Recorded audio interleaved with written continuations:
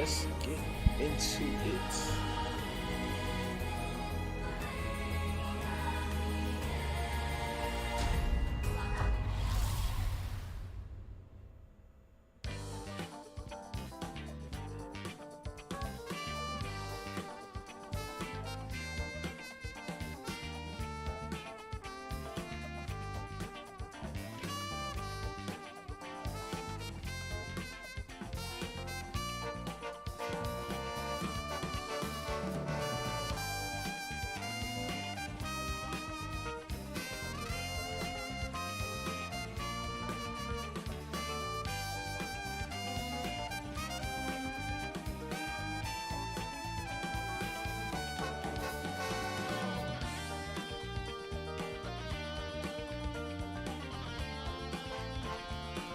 Alright, so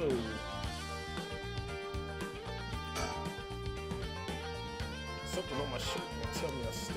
No, it's nothing about your shirt. This place is connected to the case because of the students were under Yoshimi's jurisdiction. It also is a site of foolish possession, and of course, when the teacher was killed. Yep, been through all of this already.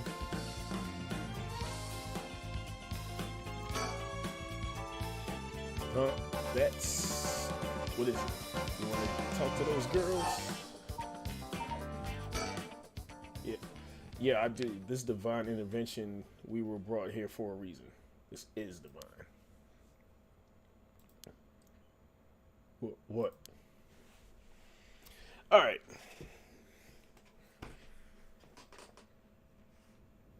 Uh-oh. Yep, that's where the body was found. We'll push that back just a little bit. All right, there we go.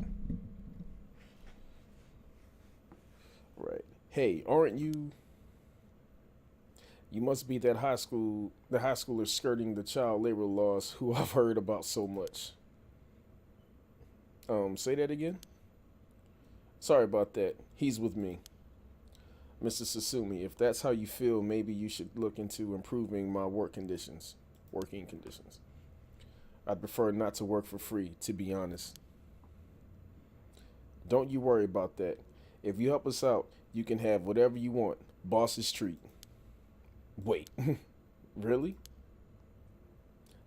Thank you so much. I've always wanted to go to a fancy sushi place. Hey, sushi's always good. Oh yeah, like one of those places in Ginza. I've never been. Let's go. We've got ourselves a deal, right, boss? These girls are at our service. Hold on now. What just happened? I never said I'd... Sushi? Looking forward to it, boss. Wait, since when were you included? You guys are funny. You should do stand-up. All right. Check the surroundings. Forensics is still investigating the area. I didn't really want to bring these kids to a place like this, but there were too many onlookers outside for us to speak comfortably. Besides, it would be good to have Mio looking around the scene too.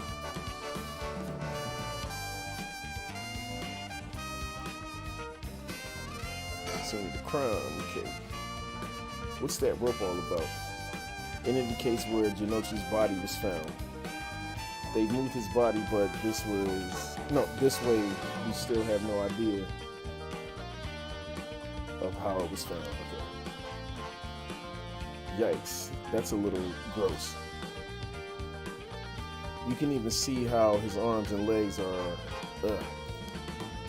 Cool it, Ariel, you're scaring her. This kind of stuff is a little much for a kid. Hey, I'm pretty sure she's only asked because you were staring at it so intently. Wait. Alright, that's enough. Mio, what do you think? I knew it the second I looked at the scene. You're right. Traces of a curse still linger here. I figured as much. Does that mean Jinochi was killed by one of the curses of the 7 mysteries? Yes, a strong curse like that always leaves behind a trace. Wow, Mio, you're so calm. Are you used to this kind of thing? I wouldn't say I'm used to it. It just comes with experience, I guess. No, I've heard some stories about you. Didn't you investigate a gruesome scene where someone had been killed by a paranormal attack without even breaking a sweat? Stop it, Mr. Sasimi. She's going to get the wrong idea. Whoa, that's amazing. Mio, you're a professional. You think? Totally. You're cool even in the face of death. That's awesome. When you put it like that, I'm not sure how awesome it is. So a curse was used here, which means the curse bearer must have been on the scene too. Alright, so there's no more to take from that.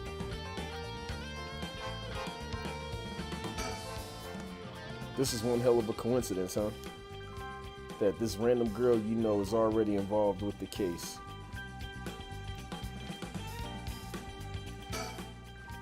So, how much have you been able to figure out?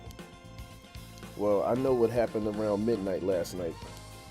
Someone invoked the Feast of Shadows, which boosts the power of curses, then brought forth the 7 mysteries of Hanjo. That allows, That allows even those who do not have the power to cast curses to gather soul dregs for the rite of resurrection. At least that's my hypothesis. Sounds about right so far. As I'm sure you know, there are actually 9 mysteries, not 7. When the Feast of Shadows cast, the curse stones appeared before those who wanted to write at the locales of the 7 mysteries.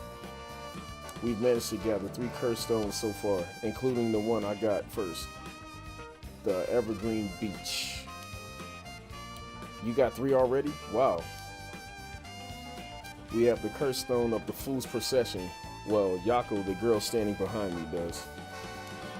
That's me, Yako, the girl standing behind Mio. Yeah, we established that. Right. She does. Is she alright? We could take it off your hands. Well, the Feast of Shadows has no effect during the day, and there's still something I want to find out. Alright? I'll leave the Fool's Procession with you then. With you two then. Thank you. Please keep collecting the other curse stones. I'll look for a way to stop the Feast of Shadows. Okay, got it. That should make things more. Damn. That should make things go more smoothly. What about the other curse barriers? Have you run into any of them? Well, last night at school. You were here last night? Yes. You see.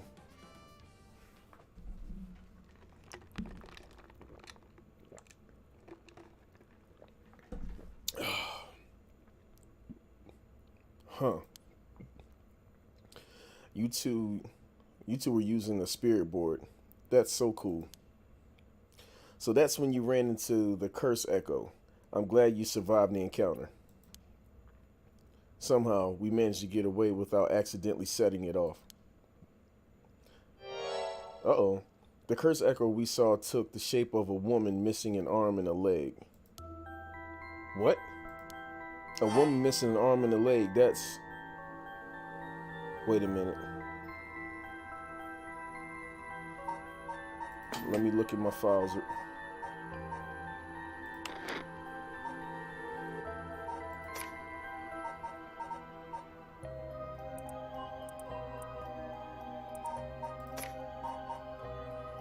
Hold on.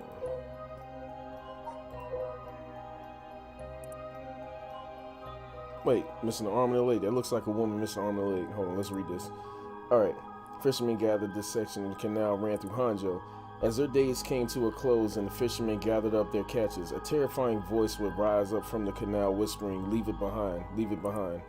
Those who ignored the voice found themselves unable to move and their previously full baskets of fish empty. They would then be dragged to... Oh, that's a typo. They would then be dragged into the canal, never to return. The strange phenomenon continued to occur, and the people began to call this body of water Whispering Canal. Okay, so kills, drowning, yeah. Okay, the resentful memory. Toki loved fishing with her father. Oh, this could be it. Loved fishing with her father, hold on, Jinkishi, more than anything. With their wicker baskets on their backs, they would leave for the canal every morning and fish till the evening.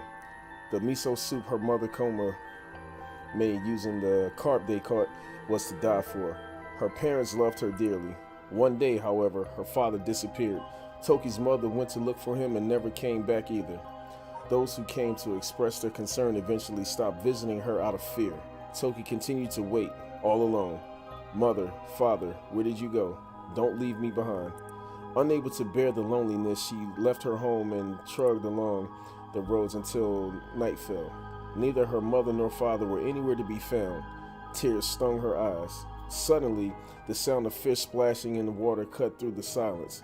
She found herself standing before the canal where they used to fish together. The taste of carp and the memory of her father's smile flashed across her mind. Without thinking, Toki walked into the moat, and the sound of water splashing echoed through where did I get mid from? Echoed throughout the night air. Passerby thought of it only as the fish in the canal. The splashing faded, the silence returned to the lonely night. Okay, so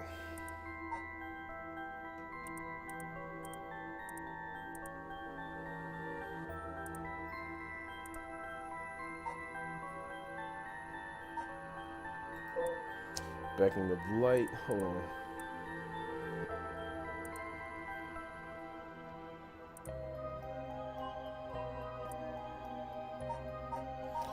Wait a minute, what were the choices again? So the Whistling Canal, that wasn't it. The beckoning of light, that wasn't it. I don't think it's that one because that's the one that the detective has. The foot washing mansion, no, I don't think it was that.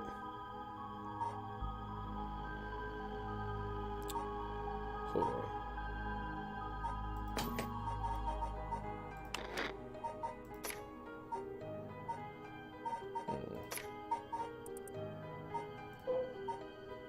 One-sided read. Alright, there was once an infamous rogue by the name of Tomizo who fell for a woman named Okama. Alright. Tomizo persistently chased after Okama, attempting to win her heart over and over again, but she rejected his advances each time. Enraged by her indifference to him, Tomizo brought a dagger to the canal near the Ryogoku Bridge and attacked her. Oh, damn. This is it. Okay. The one-sided read. He cut off her arm, cut the arm and leg off one side. Up, there it is. One-sided read.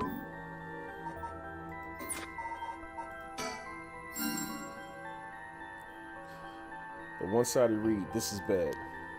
Huh? What's so bad about that one? You idiot. Think. The curse bearer of the one-sided read is... Hold on. I just saw that answer too. Alright. One-sided read. Tozimo.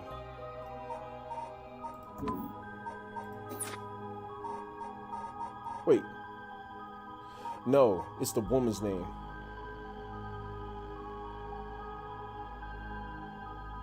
Wait, no, go back.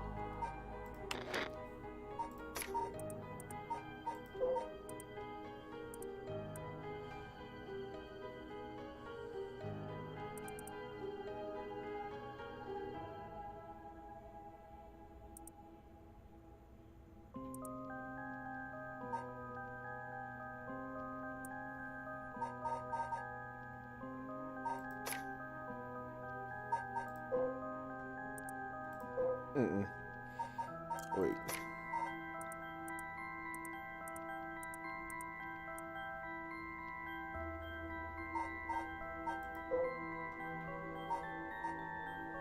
No, where's that has... Wait, is it person of interest? Yeah, okay.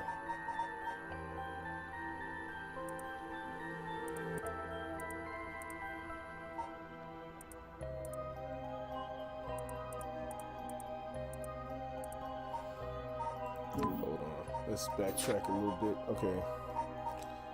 Hajime, Hideki, Shogo.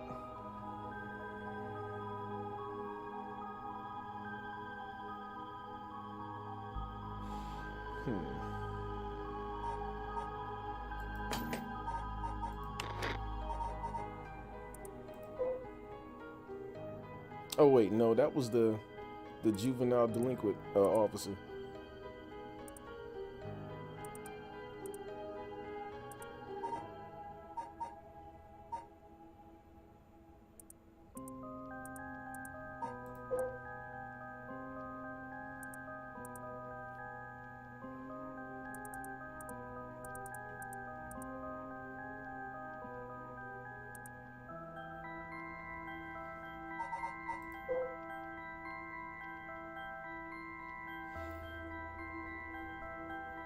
Oh, we don't even know what his curse echo is yet. Okay, so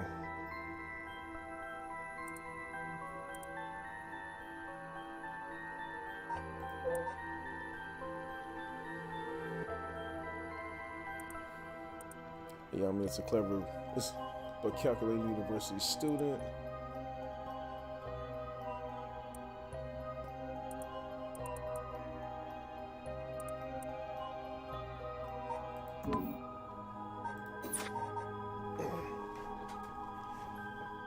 Wait, did we look at? Hold on, Michio yet?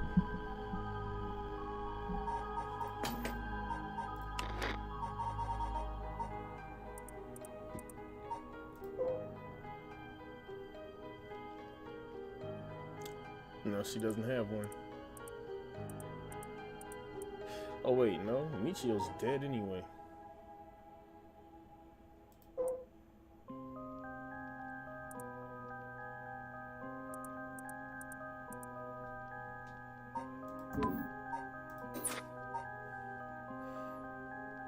Hold on, show it. So it wasn't him, wasn't this, wasn't that.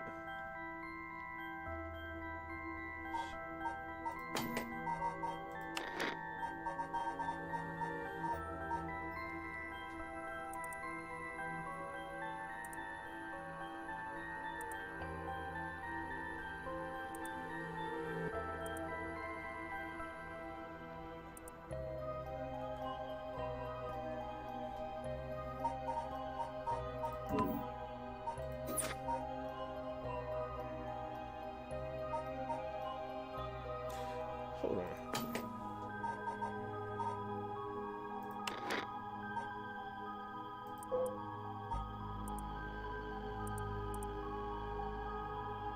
No, it ain't her.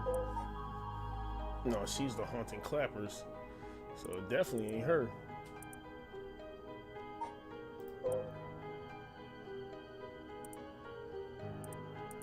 No, he wasn't even old enough for that.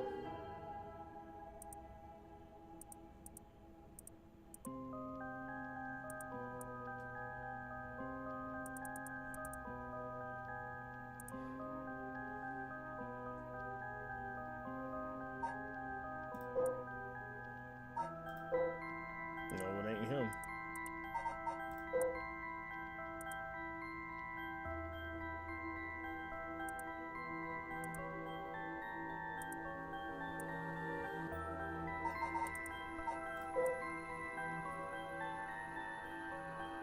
Okay, no, we haven't even met her yet.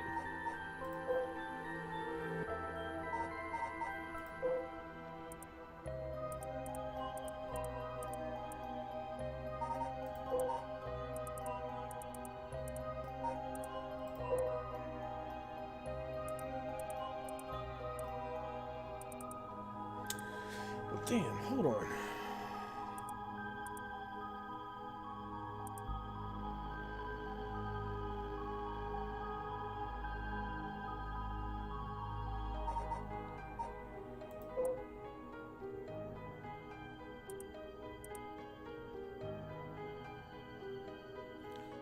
Hold on. Whatever would be, he will be remembered as one of the 7 mysteries of Komagata High School for some time to come. Okay, but he doesn't have anything on him.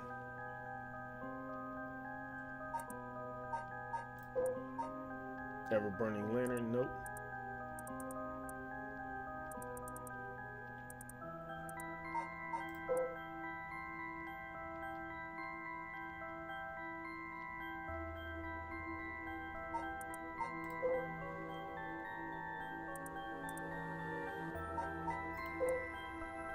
Nope, she doesn't have one.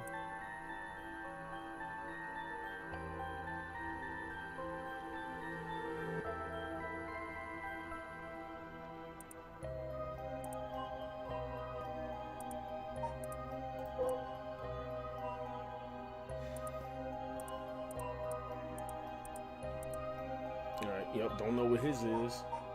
Alright, Natsui. That's a chairwoman. No, she ain't holding nothing. Or at least we don't know yet.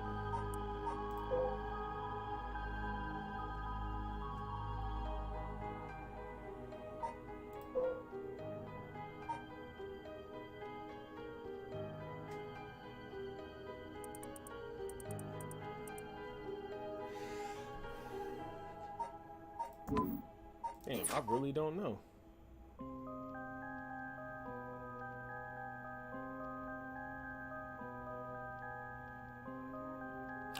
I'm just take a guess.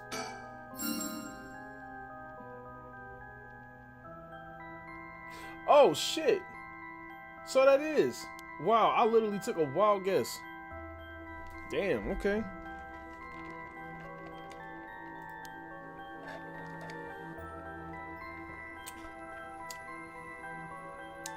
Najima might have been here last night. What? Shit, excuse me. I mean, it's possible he was lying to us, but what? Who's Najima? No clue. Well, time for a little history lesson.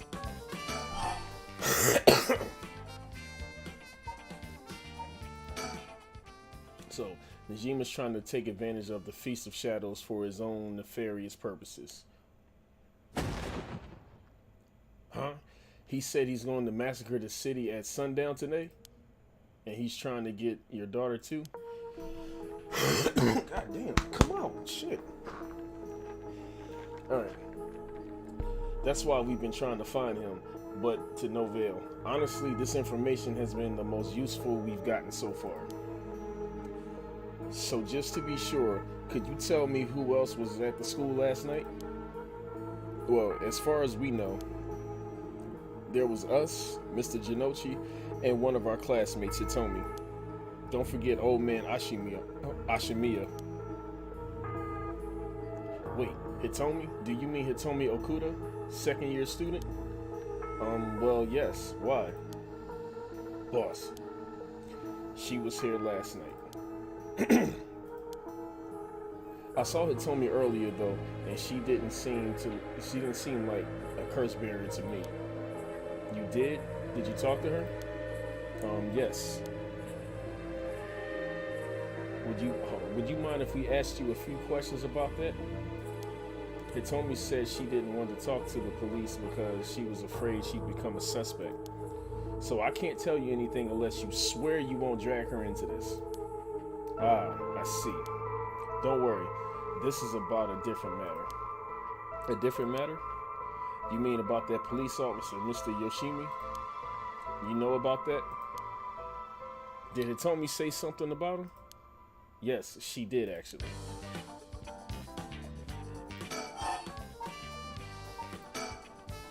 If we're talking about people who were at school last night, there was one more person, though I'm not too clear on the details. There was someone else? Apparently Hitomi actually saw Mr. Jinochi getting cursed and killed last night. What? Talk about some vital information. Wait, hold on. What she said happened was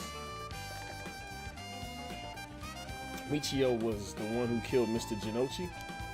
Are you sure it was really Michio that she saw? Well, that's what she told me. I wasn't there.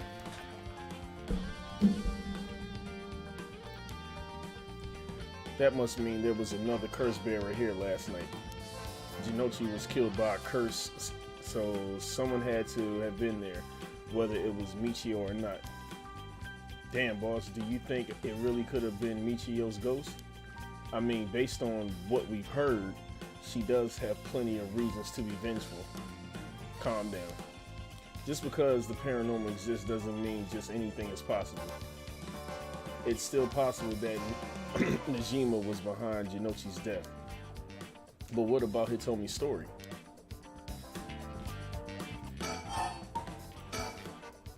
About this janitor, Ashimiya. Was it Ashimiya, was it? How old is he? Do you know how long he's worked here? Huh? Why are you so interested in him all of a sudden? I only just transferred to this school though, so I have no idea. He's around 50 years old. He came to our school about half a year ago. Oh, wait a second. Could that be? No one knows what he did before, so there are all kinds of rumors about him. I see. Thanks. I think I'm starting to get a better picture of all of this. Huh? Listen up. It's not uncommon for former prisoners to find work under an alias after their release. The notoriety attached to their former name can get in the way of proper rehabilitation, you see. What are you? No way. Ariel, have the officers apprehend the janitor? He worked the night shift, so he might still be in the overnight room. Yes, right away.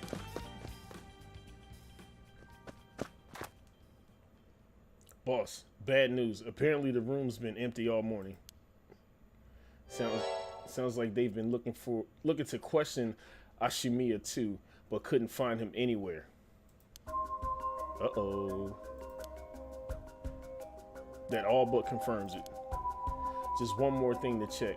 Are there any photos of this Ashimiya? The old man seriously hated getting his picture taken. He'd always avoid it. Uh-oh.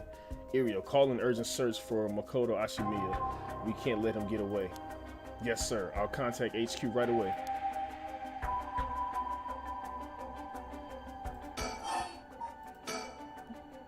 Oh my, I didn't expect this at all. Yeah, how could that old man have been some horrible criminal mastermind? I can't believe it. And a curse bearer on top of that. To think he was so close to us this whole time, gives me the chills. A guy like that really shouldn't have been allowed to work at a high school. Let's hope it isn't already too late. Oh, I may have shown Ashimiya my curse stone last night. What? I don't like this one bit. Najima did say he wasn't specifically targeting curse bearers, but I'm glad nothing happened to you.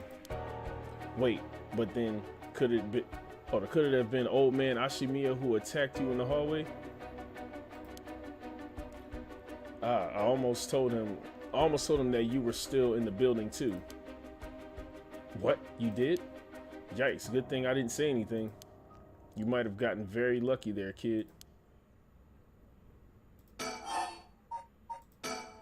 This is too much. I hope they find him soon. Come on, long arm the law. Help us.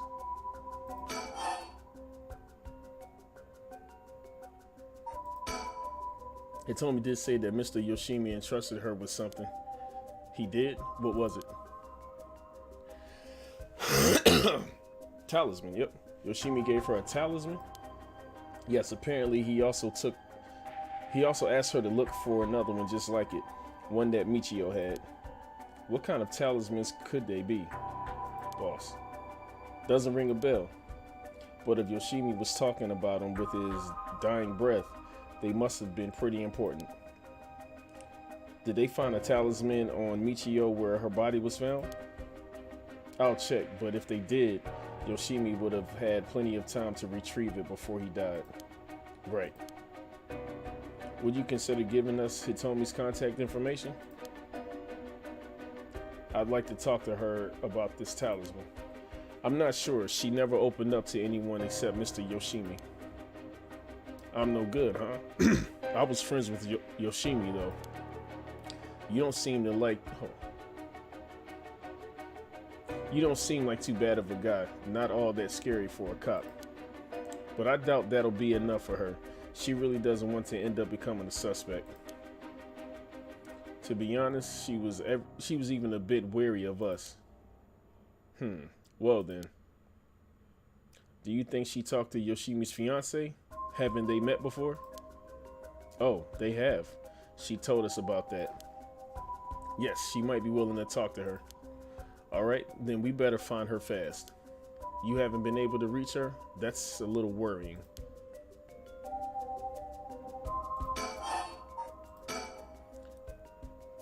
Mayu Shozawa. We'll let you know as soon as we manage to contact her. Okay, I'd be willing to give Hitomi's contact information to her. Oh, right. One more thing. Hitomi told me that Mr. Yoshimi gave her instructions in the event that something happened to him. He told her to give the talisman to Mr. Nakagoshi from the police headquarters. What? So it was Nakagoshi's case? It was a Nakagoshi case. Hmm. Why would Yoshimi tell her that? Could you check on that? I will, but, well, I don't know if they'll pick up when I call.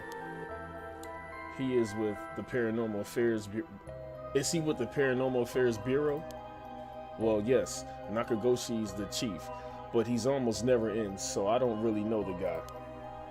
To be honest, I'm not even sure if he exists or if he's just a figurehead.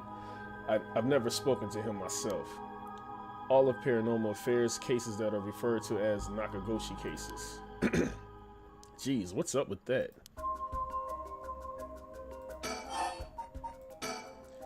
That amulet Hitomi was looking for may be the missing puzzle piece to this mystery. Alright. To put a stop to the Feast of Shadows, it would help if I knew more about how the curses of the 7 mysteries first came about. In that case, you're probably best off talking to that crabby researcher guy. You mean Mr. Arashi? I would very much like to talk to him. Ah, right. He's a teacher here too, isn't he? You would know him already. He might be more inclined to talk if it's one of his students doing the asking. Do you know where he is? I do. We tried to talk to him, but he refused to cooperate. But you two should give it a try. He's at his usual cafe working on his papers. The cafe? Oh, Kurokikyo Cafe? And where is it? Kamizawa. Thanks, we'll head over there now. School rules say we're not allowed to go in cafes though. Don't worry about it. I'll allow it. Thank you. Huh? That's all it takes? There must be a mastermind behind everything. Someone who orchestrated all of this for a reason. I want to find out why. Alright. What was that thing you mentioned about Michio earlier? Something about a grudge.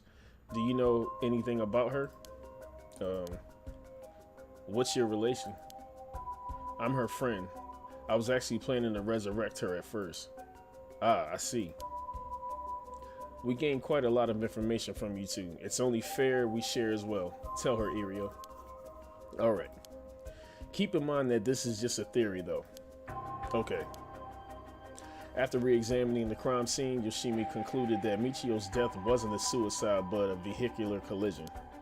Wait, what? An accident? Being hit by a speeding truck or van would have resulted in similar injuries.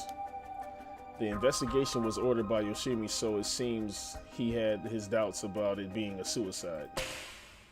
What? A van? Speeding?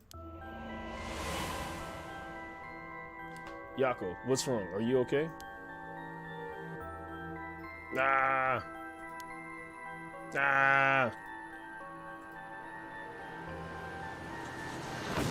Oh shit! A van. There's a young man in the driver's seat. Let me read that. Yako. Huh? Yes. Wait, hold on. Well, was she tripping or something? Are you back now? How did you feel? You're covered in sweat. Yeah, I'm okay, I think. Sorry, I went a little crazy there. It's no problem, as long as you're okay. That was quite the surprise, though.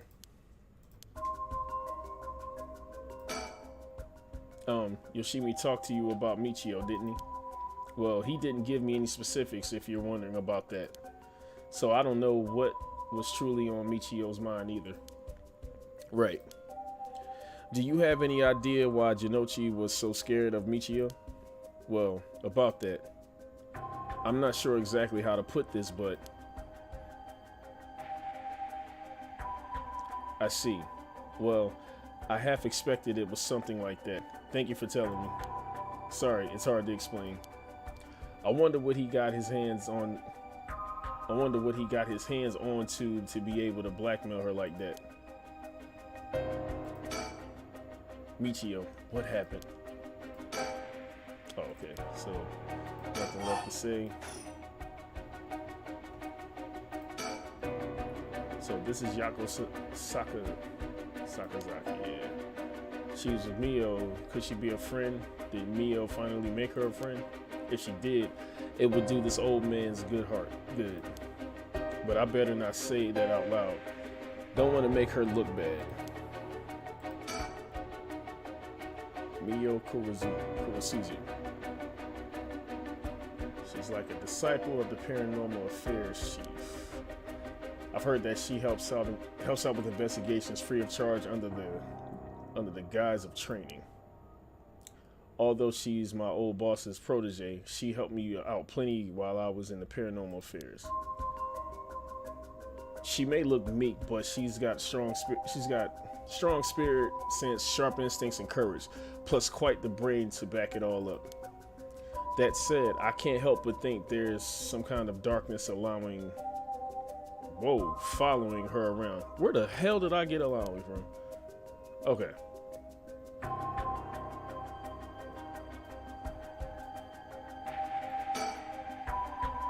She's certainly well versed in the paranormal. I just can't get over the darkness. Alright, yeah, there's nothing left to say to her. Alright, what are we thinking? Jinochi was almost definitely killed by a curse. But I wonder about the exact cause of death. If the curse's origin and the cause of death are connected, it could give us another lead.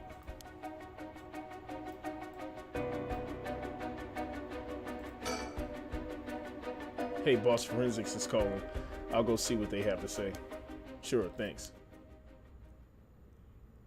Boss, they found this on the ground a short distance away from the scene. What is that? A ribbon? Yeah, the kind you see... No, the kind you use to tie up your hair. What? I've seen that ribbon before. You have? Go on then. That's the ribbon that Michio always used to wear. What? Doesn't that mean that Michio was here? It does, maybe. Are you sure? Definitely. I have the same one at home. We bought them together. That has to be hers. Then she did come back to life somehow. But how?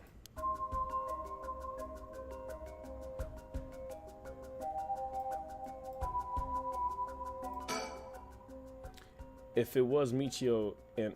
Hold on. If I was Michio and came back to life, where would I go? That's the question. She got her revenge on Jinochi, but she may have more revenge to dish out. Is there anyone else she'd have a grudge against? Well, what about the guy who killed her in the collision? But do we know who that is? If she already did come back to life, then it's terribly sad that she's spending her new chance at life like this. Being obsessed with revenge is such a tragic way to live.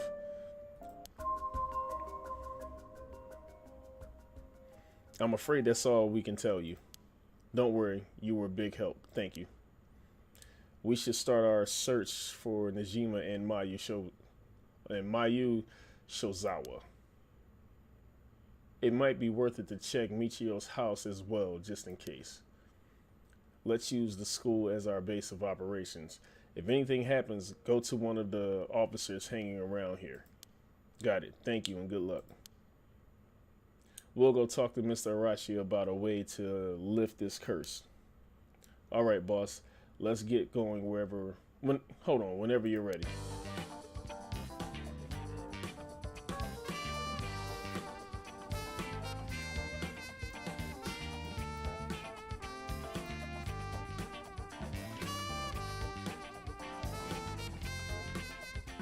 Nothing else to see here. Oh, what is that up there?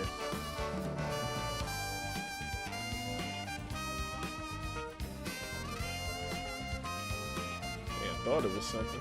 I guess not.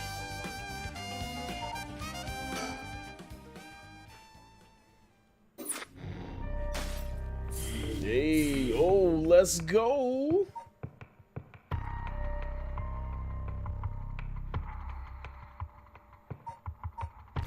Give me something to drink real quick.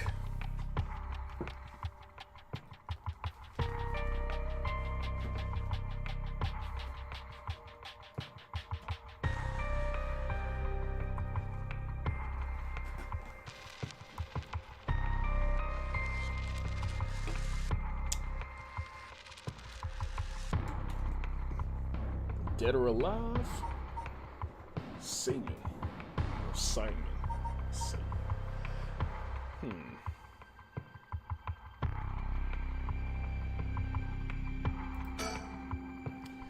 Right, some of the previous events, Haru and Richard visit Michio's home, having determined her to be a key player in the unresolved kidnapping case, from a year ago. As the complicated story begins to unravel, they encounter two men. What is that other one saying? Okay. The Rite of Resurrection is the inception of this whole affair. Yako and Mio decide to confront the man responsible for spreading rumors of it in the first place, Hideki Arashi.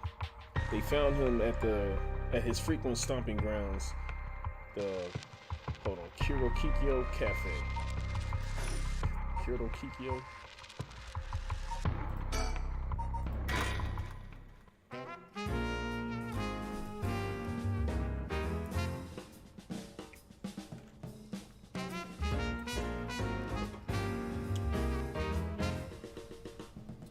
Ma'am, allow me to introduce one of my... Wait, hold on. What the hell is wrong with me today? It seems like I can't read for shit. Ma'am, allow me to introduce one of our country's most elite detectives. Jesus, get it together,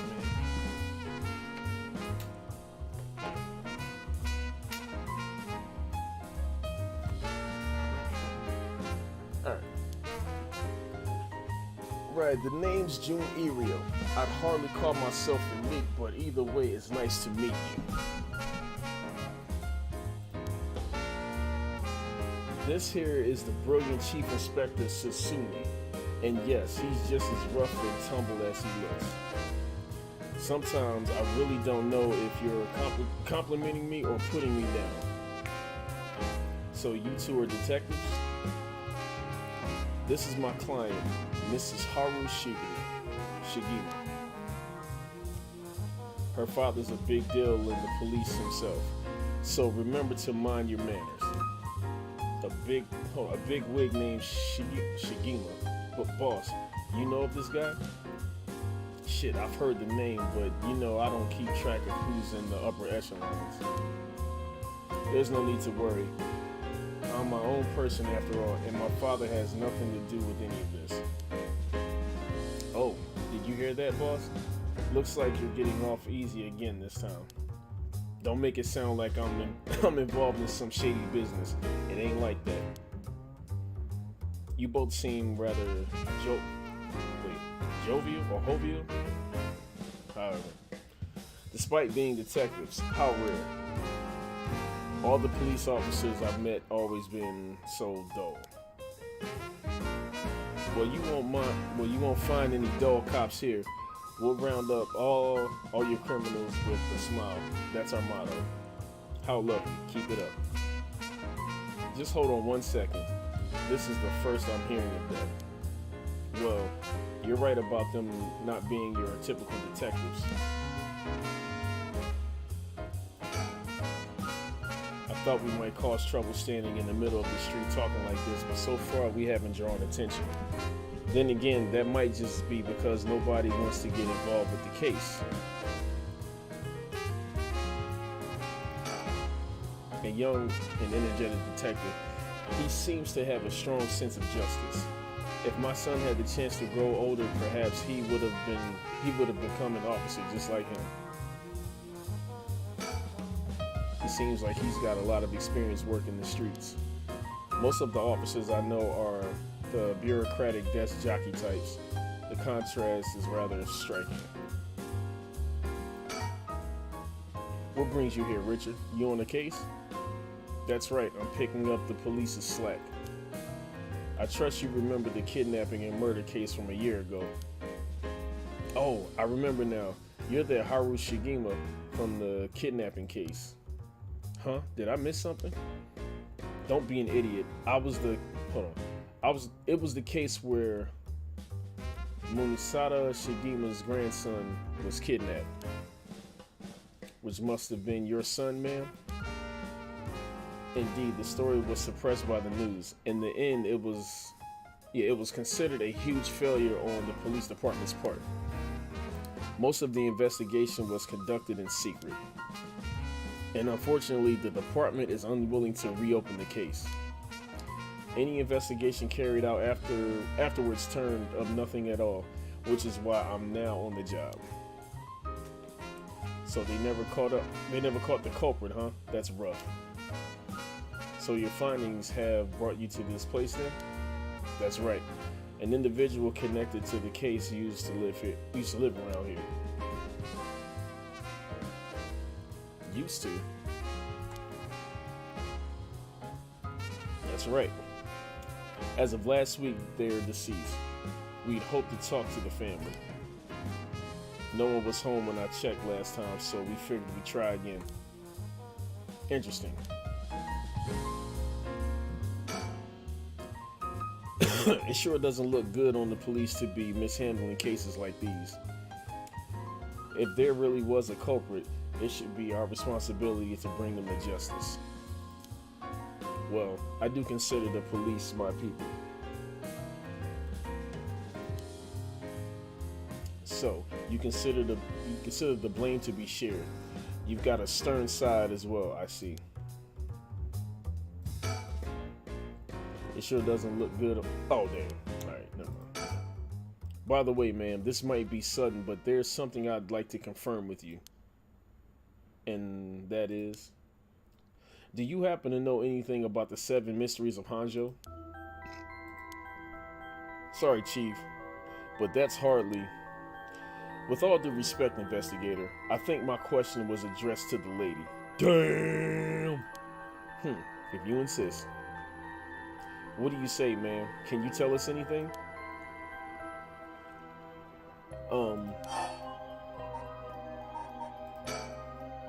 I've heard of the 7 mysteries, but this talk of curses eludes me. Is that so? Well, I'm sorry for the intrusion. Come to think of it, I've heard some things about this area last night. Something about a strange yet conspicuous man dressed in white loitering around. Huh. Wait a second. I assume they were talking about you, investigator. Well, I won't argue that. I'm strange and conspicuously dressed in white. And as it turns out, I was here last night to conduct my investigation. Did you run into anything strange or out of the ordinary? Out of the ordinary? I guess I did observe a few suspicious characters. You were asking about curses just now. Why would a public servant be interested in the occult? Boss, Richard's a smart man. He can help us if we tell him what we know. I can't promise I'll be of any help to you, but I'm interested in hearing what you got to say. Something is happening in Hanjo, isn't there? It must be something big if they've got you head of office guy. Wait, if they've got you head of office, what the fuck? If they've got you head office guys on it, Jesus Christ, man, this is embarrassing. Well, I guess it's all right. Desperate times call for desperate measures. Thank you, boss. Listen closely to what we're about to say, Richard.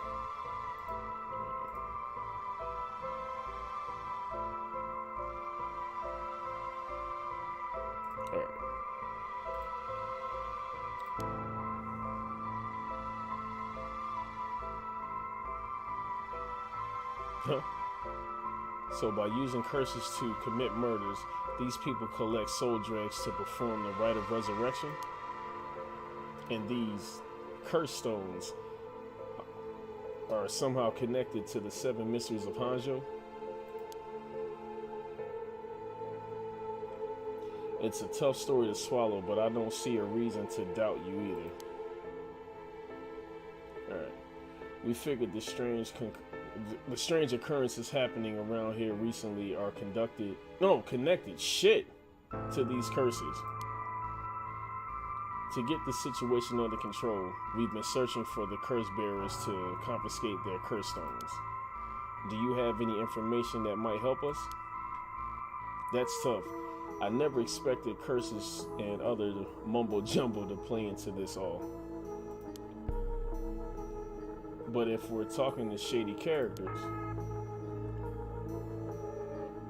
there was this middle-aged fellow I saw on South Warigesu, or Warigesui, I still can't say that damn word, street. He had an average build. He was anxious, like he was searching for prey. Boss, what do you think? Well, considering the location, it could have been Hideki Arashi. We already got his curse stone. Impressive, you two are working quick. Did you see anything else? Not that I can remember. That's a shame.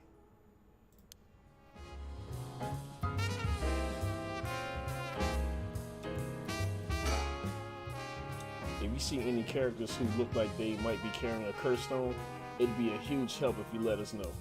Absolutely. I'll let you know if I find anything. Richard, perhaps you could lend a hand on our case too? There's a number of people we can't track, and finding missing persons happens to be your specialty, no? I hate to disappoint you, but I'm busy enough with this case. The faith of my clients is what keeps me afloat. I have to prioritize requests by the order in which they come. I see. Well, can't say that's not fair. What do you need a private investigator for anyway? The cops should have plenty of bright folks to throw at the job. True, but this isn't an ordinary case we're dealing with here.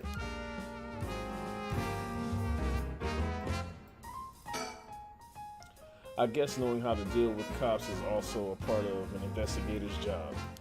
Not quite. The two of us used to be comrades, is all. Comrades? That's right, Richard used to be part of the police force himself. He quit a few years ago to go solo. Is that so? You should give it a try, Irio. There's more freedom in working as a private investigator. I can't say much for the quality of life, though. It's been 2 years, right? I hadn't heard of you since you quit.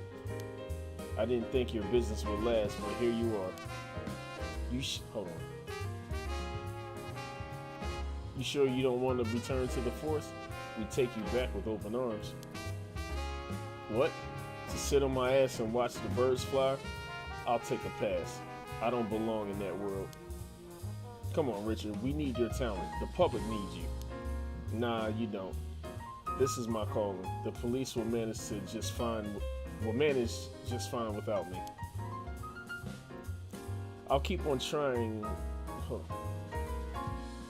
Wait, that says time. I'll keep on tying up all loose ends, saving the little birdies you abandoned. It seems like they were acquainted, but also like they haven't talked in a long time.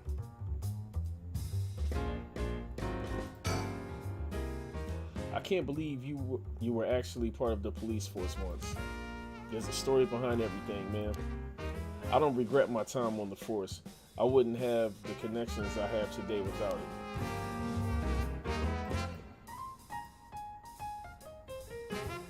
Alright, what do we think? Rich is amazing. He's coaxed out so much information we didn't know about the curse bearers from them. There's no way we could cooperate with them when we're trying to get our hands on the right ourselves.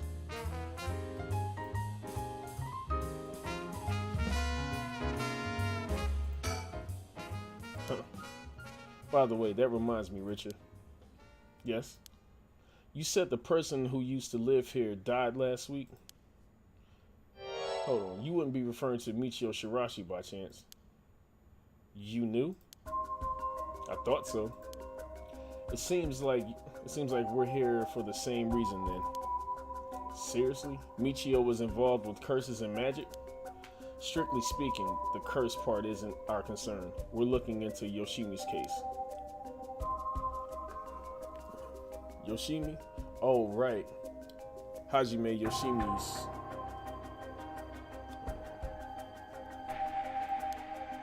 That's right. He died on the job. I'm sure you've heard of it. I heard it was an unfortunate loss. Damn. So there's a connection between Hajime Yoshimi of the juvenile division and Michio. Well, hold on. Let's focus on Michio for a second. You think she had something to do with the kidnapping? Talk about unforeseen developments. Exchanging information should prove mutually beneficial. I'll tell you what I know, but in return, I want the full scoop on your findings concerning Michio. Sure. To tell you the truth. What? You believe Michio's ghost is the one who killed Mr. Jinochi? So, he wasn't mumbling nonsense. I mean, we haven't fully confirmed anything yet, but the testimonies we've heard and the evidence we found point in that direction. Testimony? You mean from those psychic high schoolers? Didn't they also say there was a chance Michio hadn't killed herself? Wait, if that's all true then, did you figure something out? Hold on. Kankashiro Iwai. Huh? Kankashiro Iwai. He'll be the next victim. We have to open the door to Shirashi's house. We need to look inside. Hey, what's gotten into you? Boss. I'm sure the landlord will give us the key if we ask. Screw that. You know how long that could take? We can ask for permission later. So we breaking and entering? Richard! Hey, Richard, calm down. We can't just...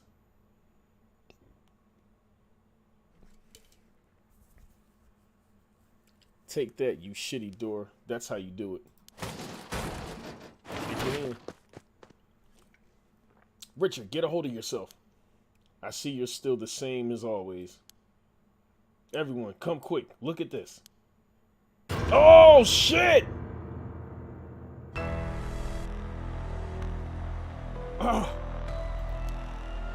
Whoa, what's up with this room? Boss, there's a dead body in here. Whoa, could that be Michio's dad? Nah, he's her stepdad at best if that. It's got to be the body of Kankashiro Iwai. There's no doubt about it. This man's a goner. He's gotten real messed up. Looks like he's been like this for a while. I'd say it happened last night. Irio, did you find Jinochi's body in the same state? Now that you mention it, it looked as though Kohei Jinochi had died from a number of heavy blows. What are you suggesting, investigator? It was Michio Shirashi. She's alive. She used the power of the curses to get back at the men who ruined her life. That's ridiculous. You're suggesting she actually revived? It's got to be that. And if she's alive, then... Oh. My apologies for interrupting. I know we've just arrived at an interesting plot point. But do you really think a dead girl is going around taking revenge from beyond the grave? Shit, the way this game is going, it ain't far-fetched. Consider this. What if Michio Shirashi never died? But seeing as you've come this far, I'm sure you already know the truth, don't you? And also, I would have you answer me a question. Where in Hanjo was Michio Shirashi at the hour of 8 o'clock this morning?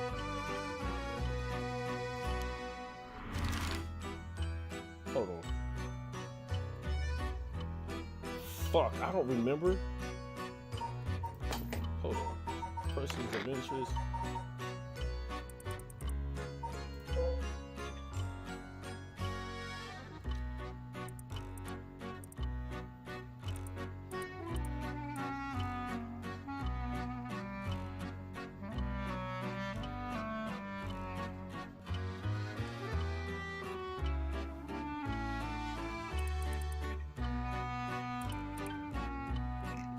Hold on. She was found deceased 1 week ago in the back alley south Robert Gasui Street. Her entire body broken and severely contorted. Jumping.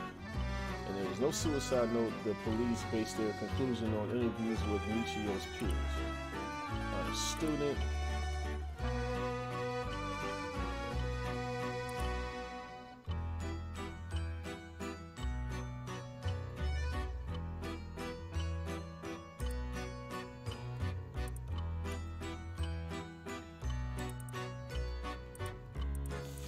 Man, I honestly don't remember. Hold on. No. Don't do that.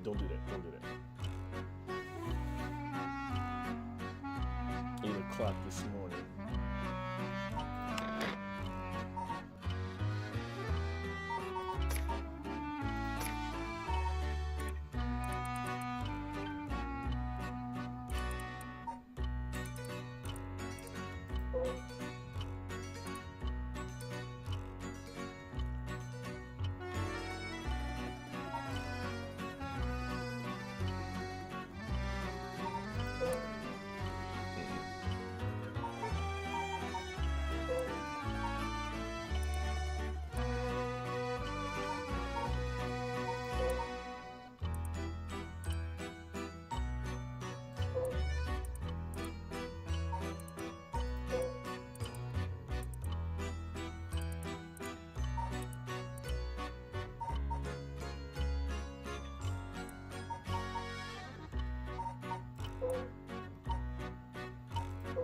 Damn.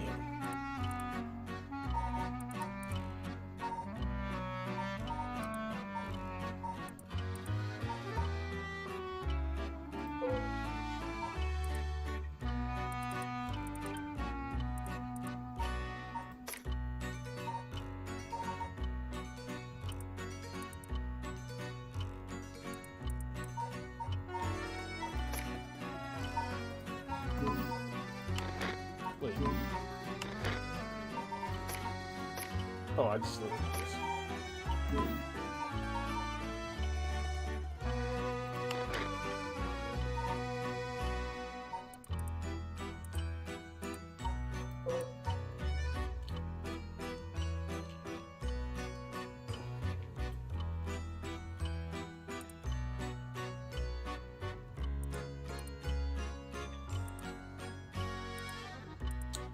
Damn.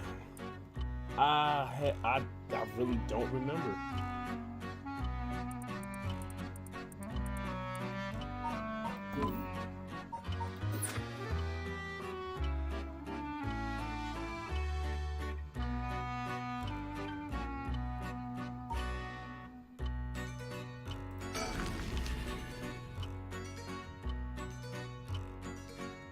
No, fuck, I don't know. Let's take a moment to reconsider what you know and choose again, shall we? 8 o'clock this morning.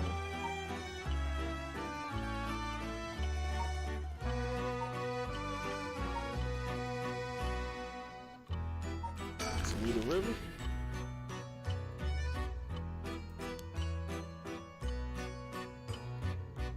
Oh, so I can keep choosing so I get it right. Okay.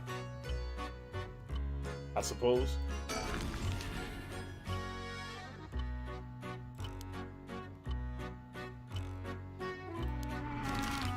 Alright, so it's not here. It's not the Toledo River. It wasn't Yasuda Gardens.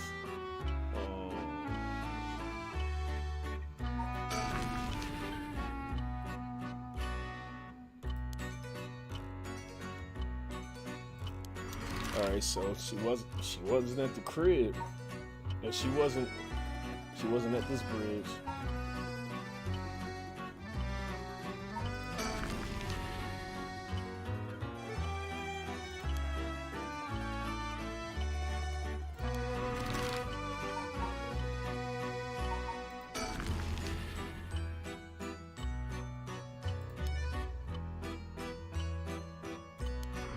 So she wasn't at the park.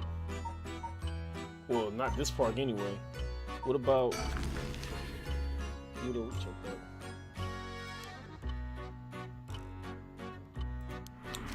fuck, she wasn't there.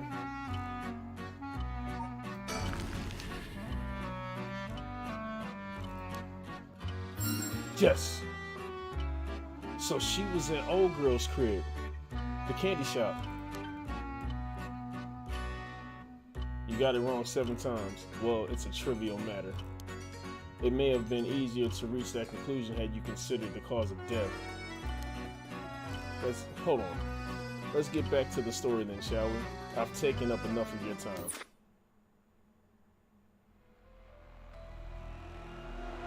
Wait, so you really think Michio Shirashi is alive? Just think it through and it all becomes obvious.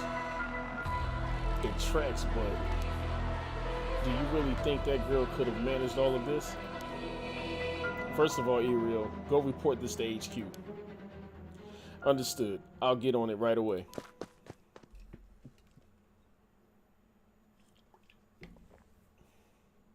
I'll start investigating this place. It sure isn't lacking in stuff that needs a looking at. There's a bunch of photos of the same person pasted on the wall over there. Oh, that's Hajime. Or Najima. There you go. Whoa, now, hold on. These photos. Yup. Really, come to think of it, he was in the papers a lot back in the day. Oh, there's even more pasted up over there. These all are cutouts from newspapers and magazines about the Najima murders. I don't get it. Why the weirdo shrine? Let's keep looking around. Alright, first, let's look at this corpse. There's nothing around to confirm his identity. By the looks of him, I'd say he's Kankashiro. Okay. You've seen him before? I heard he had a criminal record, so I assumed he wouldn't have held a respectable occupation. Is this what a curse does to a person? Ma'am, I'd better not look so closely. No, hold on. What did that shit say? It'd be better not to look so closely.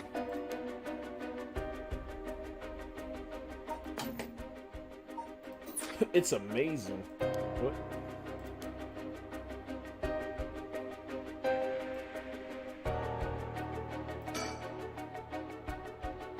It's the same man in every picture. Is that Fumashika Najima? Wow, this is quite a spectacle. I don't think I'll ever manage to erase this from my mind. Don't worry, Richard. You're quite a spectacle yourself. The spectacle. Do you mean to compare me with the likes of a bizarre criminal?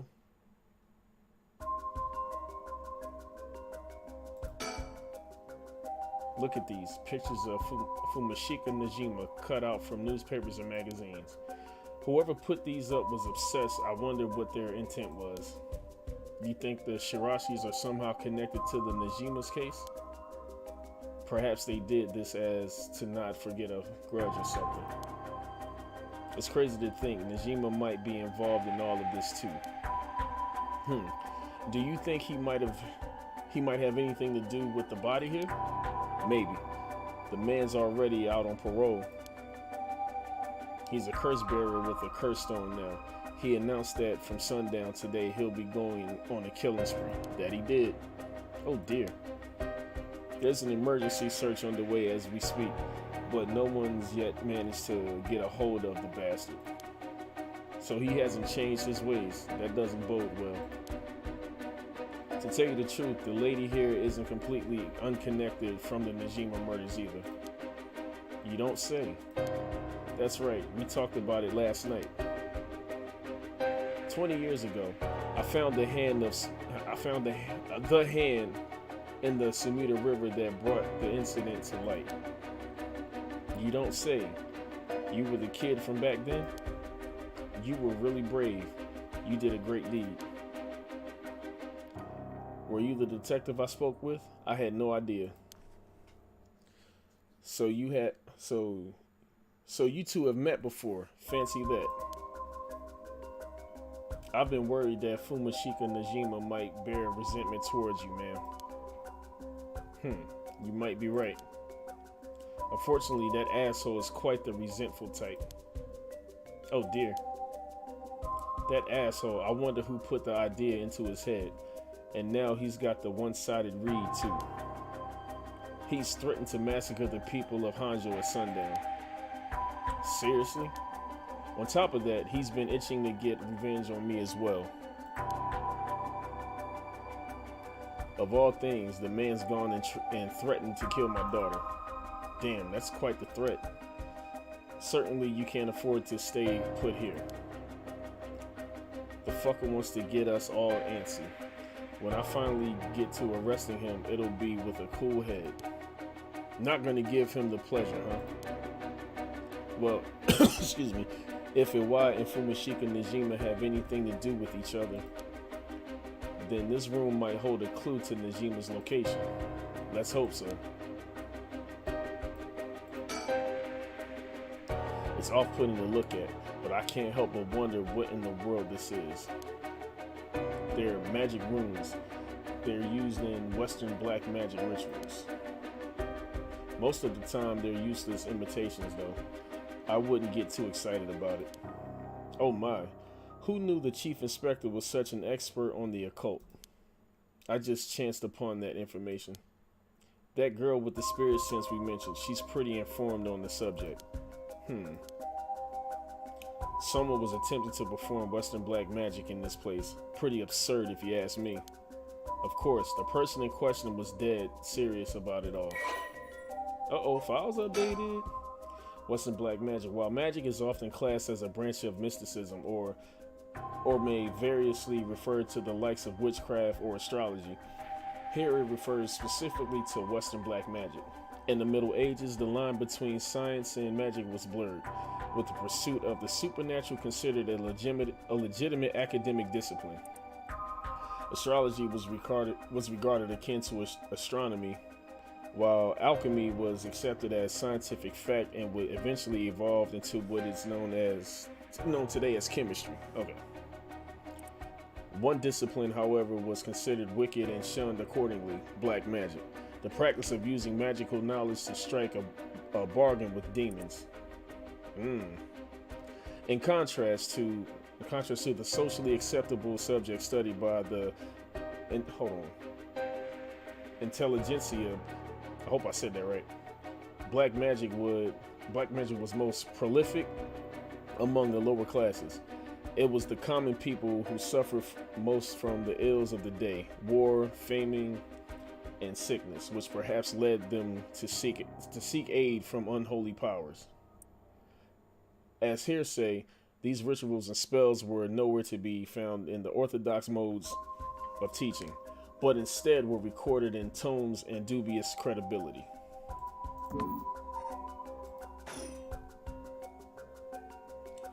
Damn, old books. There are old books scattered everywhere. I wonder what they're about. Many of them are written in a foreign language. It'll be a pain to look through all of these.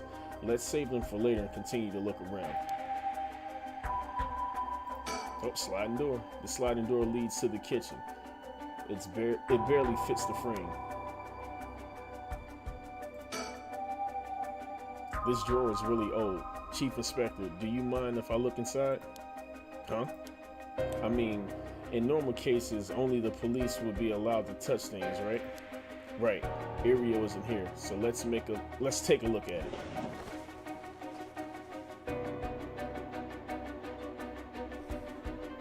I don't know that number.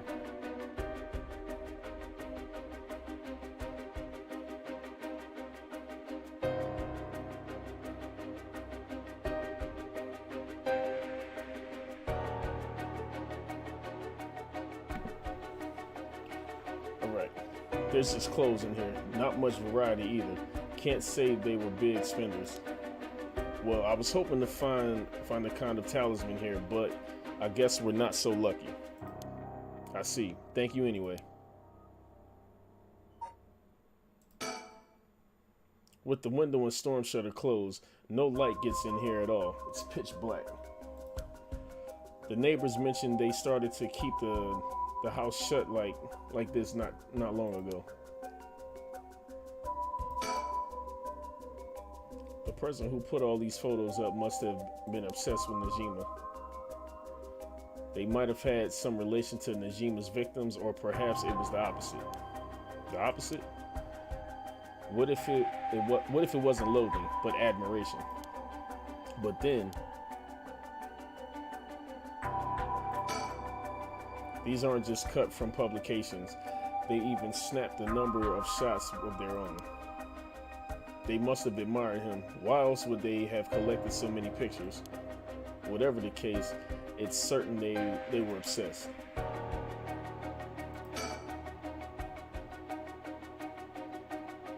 It looks like the things spread around here have been like this for a while. This ritual or whatever was something he attempted up to recently.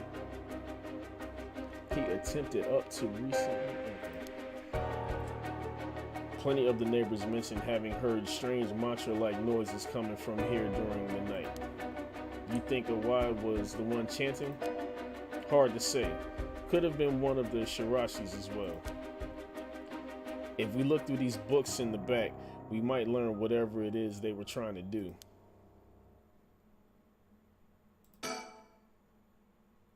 What do you say, Chief? Would you let me look through it if I wore gloves? Well, it's not like I'm any help with a foreign language, so go ahead. Thank you. Seems to be a book on Western black magic. The same runes are written here, alongside detailed descriptions and procedures. I suppose you'd call these grimoires? I'm not sure how to say that shit. It's all a bunch of nonsense if you ask me, though.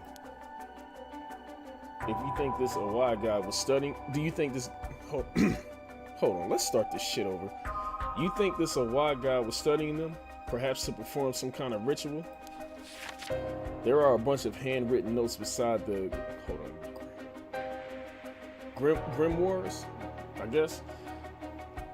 Whoever it was, they were serious about it. Awai doesn't look the type to be into... He doesn't look the type to be into this stuff, but you shouldn't judge a book by its cover. Touche.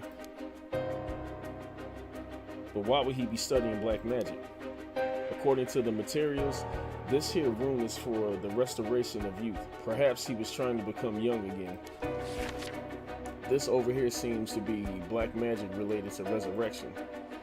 Each one with these spells requires a human sacrifice. Talk about dangerous.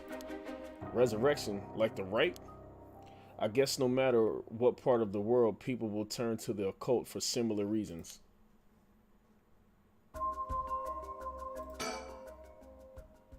Oh, what do we find? What is it? This looks like a journal. It's probably Awai's. A journal?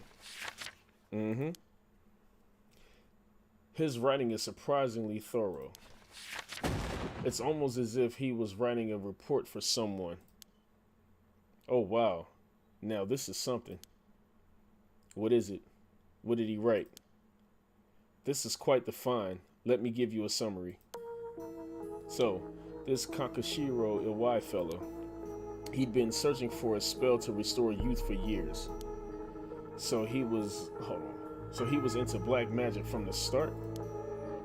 He believed if he could learn to successfully perform the spell, he could then use it to earn a fortune. To tell you the truth, it seems he was already getting funded after he acquired the grimoire. You don't say. This is starting to sound kind of familiar. But first, let's find out how he got his hands on the grimoire. It seems that Najima told him where he could obtain the book when they were both in prison. Oh, so they did a bid together. What? That's nearly too much of a coincidence. Likely not a coincidence. It seems like Iwai took an interest in the Najima murders after it made the news. he admired him rather passionately. You might even say he worshipped the man. Worship? Najima, of all people? This was a time when students were itching to rebel. Anyone who did something to shake the world was bound to gather admirers. And Wyatt had been collecting these photos ever since that time. And since he just so happened to land in prison at the same time as Najima, he made sure to get in contact.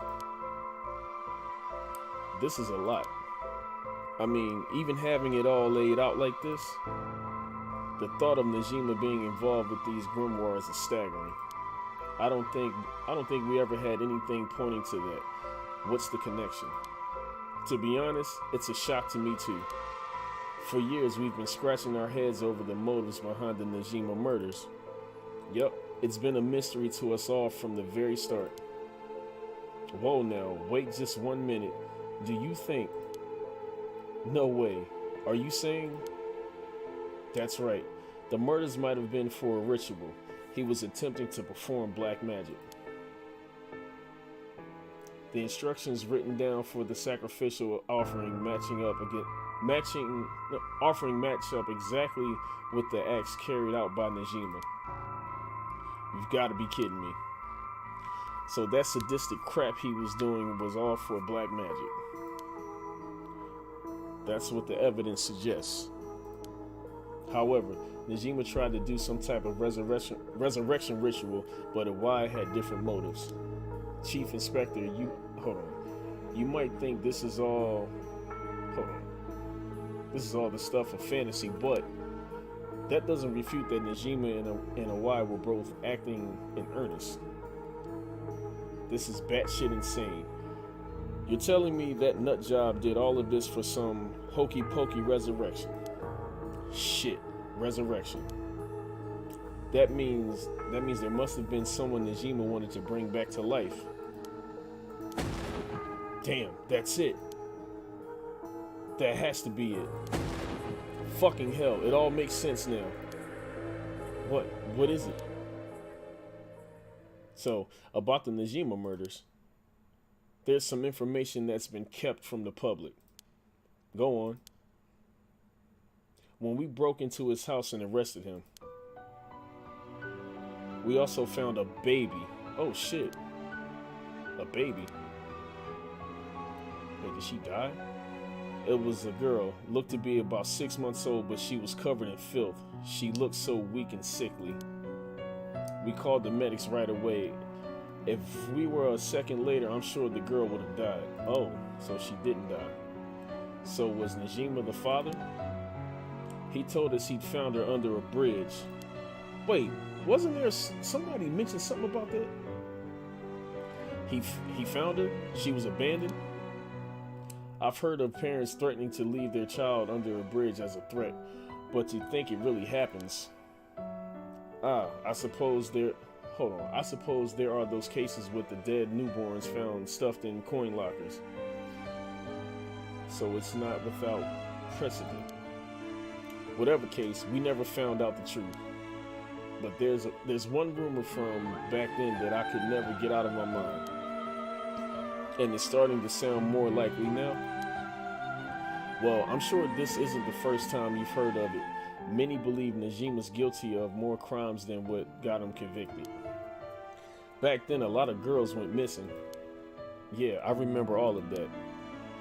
Among the high school girls that might have been murdered, or maybe I should say sacrificed, was a girl who was pregnant. Oh no! Goodness. That's horrific.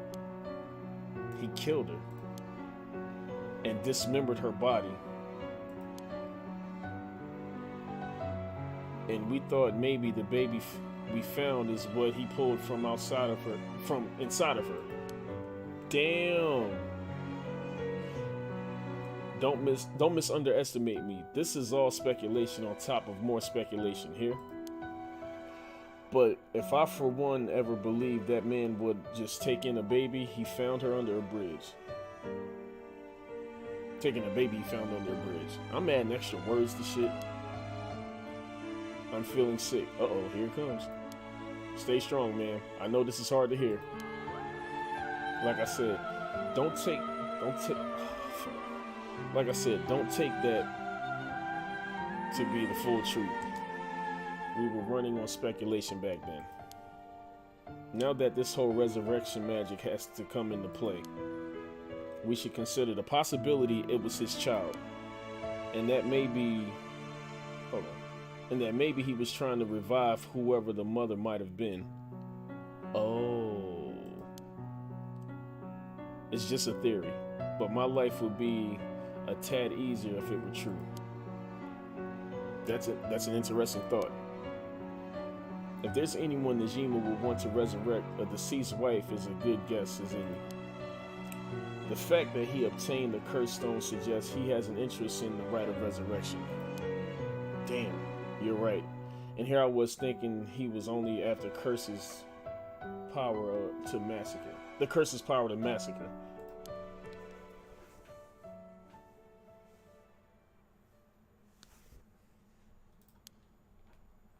Chief Inspector? Yeah?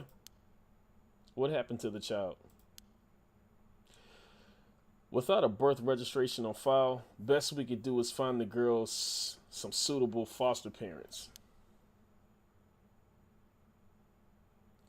It was decided to keep the circumstances secret for the sake of the child's future. Well, I'm glad she was taken care of.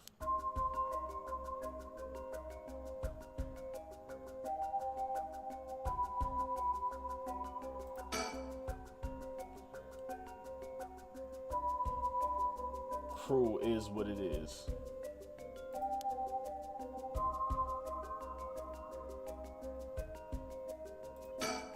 Don't mean to derail the conversation, but there's still more written in Awai's journal. We know Awai managed to obtain the grimoire thanks to the advice he got from his idol, Najima, while in prison. After conducting research and gathering more information, he determined he had a chance to get rich quick. Right. He thought he could make some money if he could successfully use rejuvenation magic. Correct. Turns out someone gave him the idea. And get this. It was the one and only queen and chairwoman of Hihaku Soaps herself, Natsui Yamamori. Wait, the chairwoman of Hihaku Soaps? So, that's where this leads. Here, let me read what he wrote. The queen of Hihaku has a strange fear of growing old. Oh, so he was trying to sell it to her. Her fear of death is even worse. If she does die, she wishes to be revived, and she will spend whatever it takes to preserve her beauty. Magic, rituals, and rites. She'll use whatever means necessary. Her tenacity is unbelievable. She was apparently investing money into any research on resurrection, the restoration of youth, and the like. So she could even throw her money at the occult. The places agreed. The places agreed will take you. Okay. Well then, that brings us to Hideki Arashi. She presumably funded his research into the rite of resurrection as well. So Hideki, alright, that's a woman. That's what it all points towards. I wouldn't be surprised if the Witch of Hihaku pounced at the rumors of the rite of resurrection.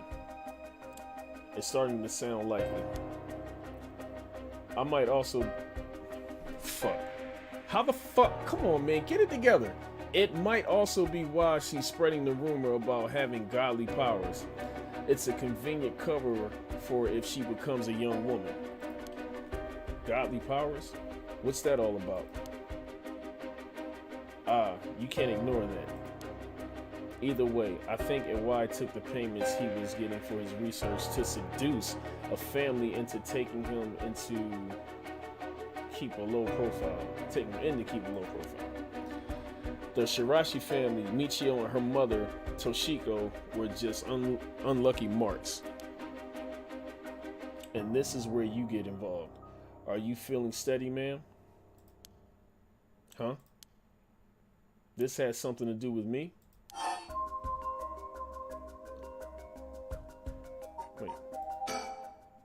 No, you can't mean you've realized then. Well, what? Perhaps. Wait a minute.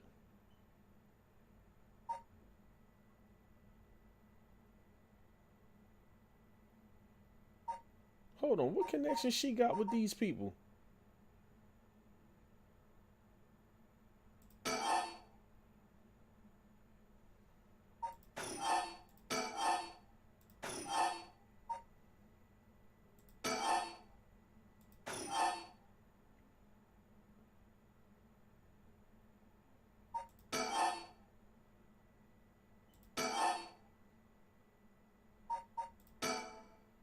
Was a sacrifice. What? Man, please calm down. That wasn't it. Oh. Well, I don't know. What the fuck? Man, please calm down. Iwai moved in with the Shirashis to practice his magic. He needed a sacrifice to perform his youth restoration spell, but that meant extracting the life force from someone young. Ah. Ah. So it was Iwai, this man. Iwai worshipped Najima, so he must have also despised Najima's detractors. Not to mention he was captured and sent to jail once before. Surely he had a bone to pick with the police. So when he realized he had the chance to both avenge Najima, embarrass the police, and acquire a living sacrifice at the same time, fuck. You got it. And why kidnap Haru's her son! Shima's son, and managed to score 3 birds with 1 stone. Ah! Oh shit! You're telling me then that horrid man, he never had the intention of returning my child. I thought there may have been a reason why the kidnapper seemed to be mocking the police. He never wanted money. His aim was to humiliate the force. It all makes sense. He must have used Michio to lower your boy's defenses and then kidnapped him on the way back home. On his way back home. That man, he took Shuichi. Man, please calm down. I understand, but you must remember to breathe. You don't understand. You have absolutely no idea what I'm going through. This isn't a joke. I wouldn't expect the police to understand. You'll never understand. Living sacrifices? What a stupid, stupid idea from a stupid little man. Okay, man, let's just take a moment to breathe. Why don't we go get some fresh air? I can't believe this. This is... Chief, I think it's best we take our leave. But before we go, there's one more important piece of information noted in his journal. Oh? White got in contact with Najima last year after Najima was released on parole.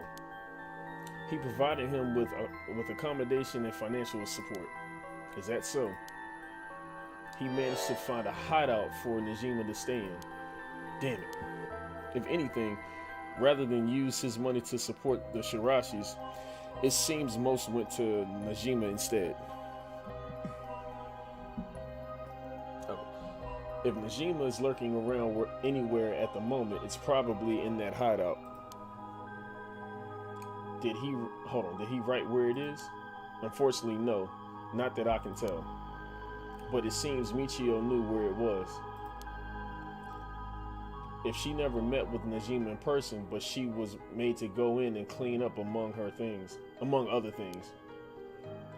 What good is that information? The girl's already dead. But is she? Wait, no, she's alive. Yeah, that's right. Michio Shirashi's alive. If you can find her and get her to talk, you can get her to spill the beans on his hideout too. Investigator, I'm asking you. I should be going. The lady's not well.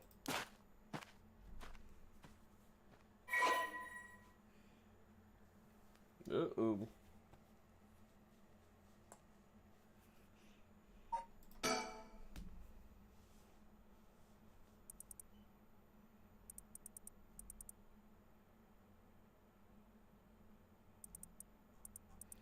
Oh shit, we already know what we need to know about him for the most part.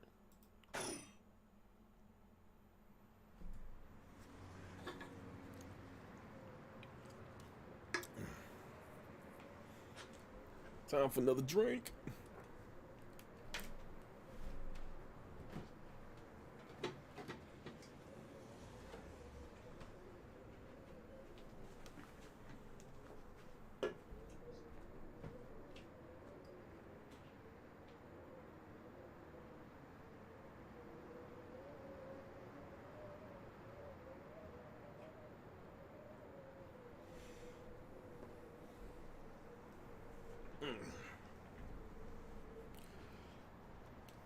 All right, let's get back to it.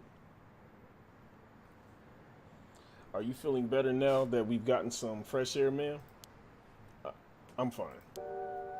Suddenly finding out who the kidnappers was really made me lose my wits. We managed to solve the kidnapping case by pure luck here. You're right, but Richard, I feel grateful towards Michio because she killed the kidnapper. There's that too. But it's for something else.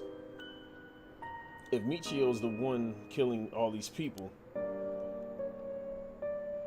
then she must have acquired quite a sizable amount by now.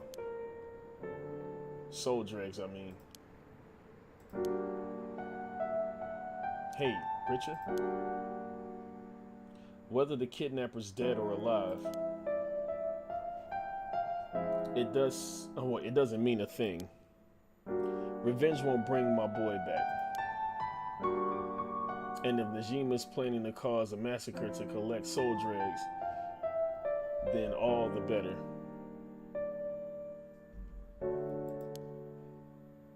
I won't give up on resurrection.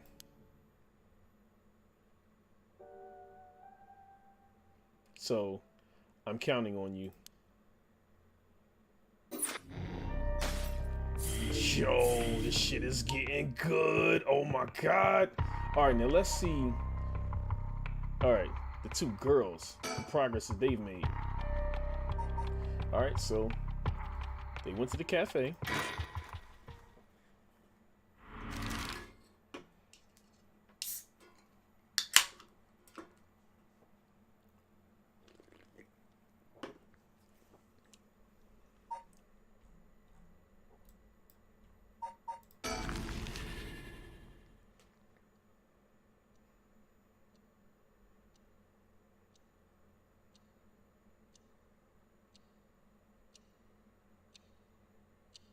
Oh, there's a sticker. You know, normally you'd be breaking school rules just by stepping foot in the cafe. I'll be in hot water if you lied about having permission from the police. Remember that. We know. It'll be okay. So, what do you want to ask me? About my curse stone. That's what I want to know. Yako, if you would. Right. We wanted to ask you about this. Oh my, a curse stone. And hold on. An Okami mask. That must mean the fool's procession. You two were at school last night? Damn, there of all places. Yako, you're one of them? You're a curse bearer? Please calm down, Mr. Arashi. Your reaction is too intense. It's kind of scaring me. I'm sorry. But sorry about that. I'm afraid I got ahead of myself. What is it you wanted to know about your curse stone? What would be the best way to approach this?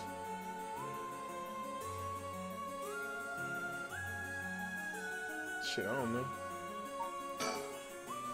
It's just a brilliant teacher like you must know an awful lot about these curse stones. Well, it's true that I'm likely the person most well versed in this matter. You're the only one we can count on, Mr. Arashi. Won't you help us, please? Oh, am I now? In that case, there's no harm hearing what you have to ask. Thank you. Let's see. Why is everything with the rite of resurrection and seven mysteries cursed stones happening right now? Oh, taking an inches now. Oh, taking an inches now that you've received one of the curses, have you? You sound like a researcher starting your questioning with your subject's origins. Mr. Arashi, you're not the one who triggered the curse, are you? No, I'm afraid I had nothing to do with that. Rather, I wasn't even attempting to do so in the first place. Completing the rite itself has nothing to do with my research. Hold on. Alright, what Mio talking about? Then do you know the... Hold on. Then do you know of the ancient Amioto ritual known as the Feast of Shadows? What is that? Something from the occult? Mrs. Kurosuzu. Hold on, Mrs. Kurosuzu, you look like the type to be interested in those things, but it's outside of my field of expertise. In that case, hold on. Why do you think the rite and curses have appeared now? I believe this is the intentional work of someone. It's certainly not something that would happen by accident. Why is it? Oh well, why is it you want? Hold on, what the fuck? Why is it you want to know? Or what is it you want to know? What the fuck is going on here? Anyway, well, he may not tell us everything else if we say that we're trying to stop the curse. We need to make something up. Right. Make something up. Well, you see, we just have such an intellectual curiosity and think it could really help your research. Now that you mention it,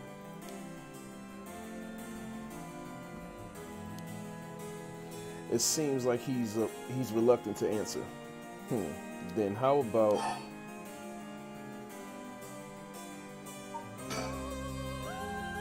then what does that record of fates that you've been researching say about the rite of resurrection? Oh, I see. That's what you want to know. Allow me to first hold on. Elucidate you regarding the author of the record of fates. A special privilege, I might add, since I have yet to publish this in a paper. Yeah? Okay. The record of fates was written 200 years ago in the latter half. Hold on, is this supposed to be later or latter? Come on, yo. Half of the Edo period. It was written by a skilled but little known Amimoji called Seimin. Hold on, how do you say this? Sushi Mikado. Sushi Mikado. Okay. This is important stuff. If nothing else, remember this. Seimin Sushi Mikado. I've never heard of him. I'm sure you haven't. He was born into a famed Amnioji family, but split away to practice forbidden arts in secret. He used whatever name was the most convenient for the situation, so his real name barely exists in records.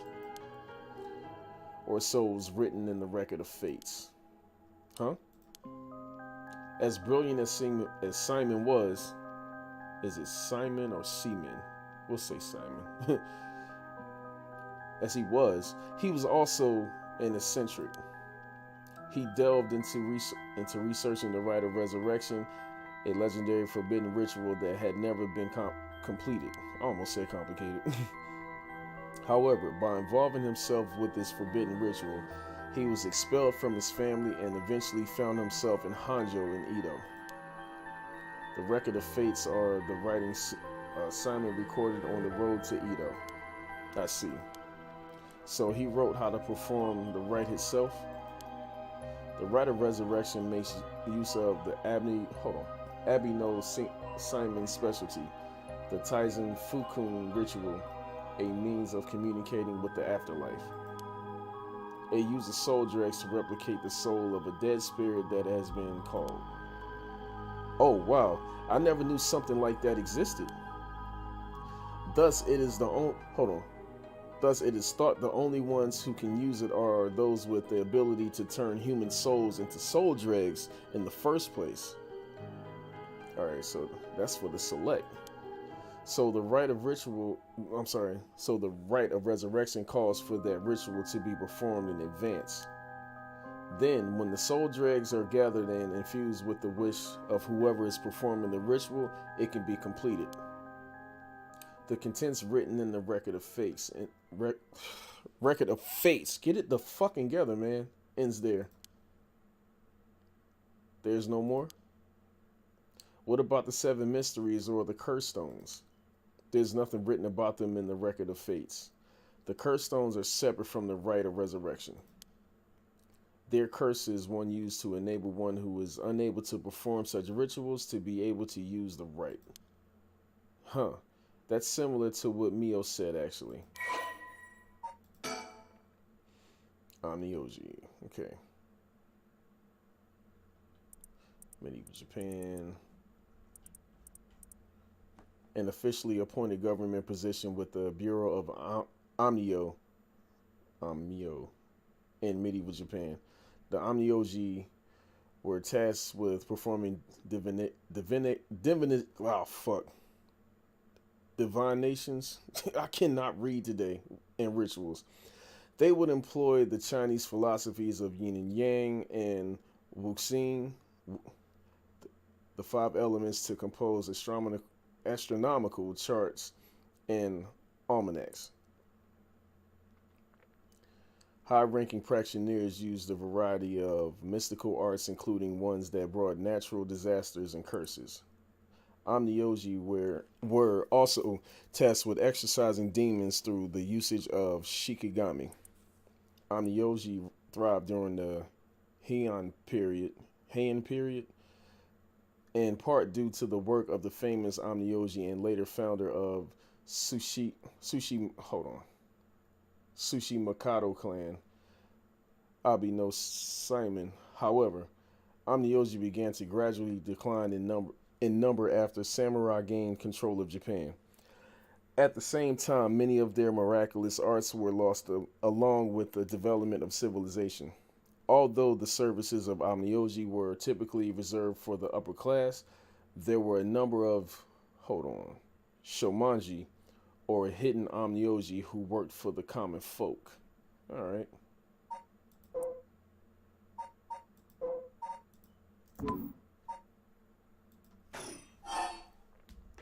How are the 7 mysteries related to the rite? Excuse me, Mr. Arashi? What is it? You published a theory before the incident took place. It said that the rite of resurrection and origin of the 7 mysteries of Hanjo are related somehow. What proof do you have of that? You really know your stuff. But about that, that was a somewhat sensationalized piece written for occult magazines. Oh, really? It was just nonsense then? No, not exactly. Rather, it's not a complete fabrication. There is a basis for it. And that is, well, I suppose there's no harm telling a couple of students so passionate about this topic. Thank you. This is something I discovered from referencing numerous texts unrelated to the record of fates. It was just after Seaman... Fuck, is it Seaman or Simon? I don't know. After Simon arrived in Hanjo. We'll just say Simon, shit. There are records of a conflict over a ritual used to resurrect the dead in Hanjo. A conflict over resurrecting the dead. I don't know the details. A man enticed the public with claims of a spell that could resurrect the dead, causing a conflict that ended tragically with 9 dead. Huh.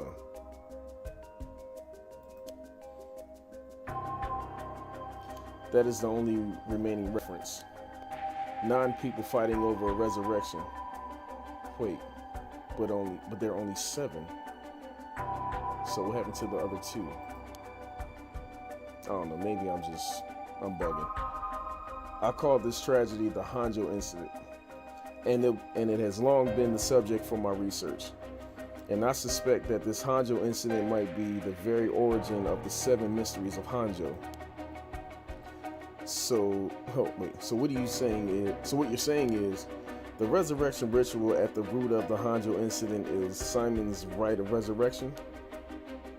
Yes, that is how the record of fate ties everything together. To put it in chronological order, the first Simon brought the rite of resurrection to Edo. We can assume that by this point Simon was likely using a different name. Then in Hanjo, 9 people fought to the death over this rite, the Hanjo incident. After that, the incident was covered up by an interesting party, preventing it from being recorded in history fully. Eventually, it was passed down in incomplete pieces, becoming known as the 7 mysteries of Hanjo. Oh, so the other 2 were missing. Either they went missing or they're hidden somewhere. That's more or less the course of events. During the Edo period, a chain of events that occurred around a certain resurrection spell became the basis for the 7 mysteries of Hanjo. Okay. So that's how they're connected. Then if I'm getting this right, the 7 mysteries were basically required to gather the soul dregs necessary for the rite. How are the 7 mysteries related to the rite? And there's more. With this most recent occurrence of the curse, I've become even more confident in my theory. You are? Yes, the reason for it being the resentful memories of the 7 mysteries etched into those who received the curse stones. Resentful memories. Yako, if you really are a curse bearer, then when did you obtain your curse stone? You would have had a resentful memory imprinted in your mind. Oh, I did. Exactly. Those memories are what happened to the final moments of the 9. The 9 who died in the Hanjo incident. Broadly speaking, they involve dying while bearing some kind of deep resentment. The 9 victims became the 9 curse echoes, which over time came to be spoken of as the 7 mysteries. Thus gathering the resentful memories granted by the present curses and connecting them together, it will reveal once and for all what happened during the Hanjo incident. Huh.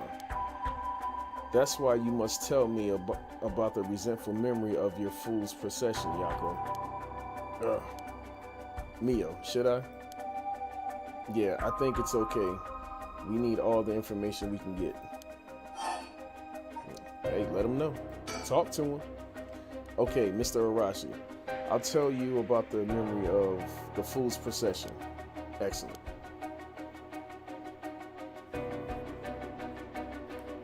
So basically, it's about a woman who died falling from a Yagura tower at a festival. Interesting. It's not that one then.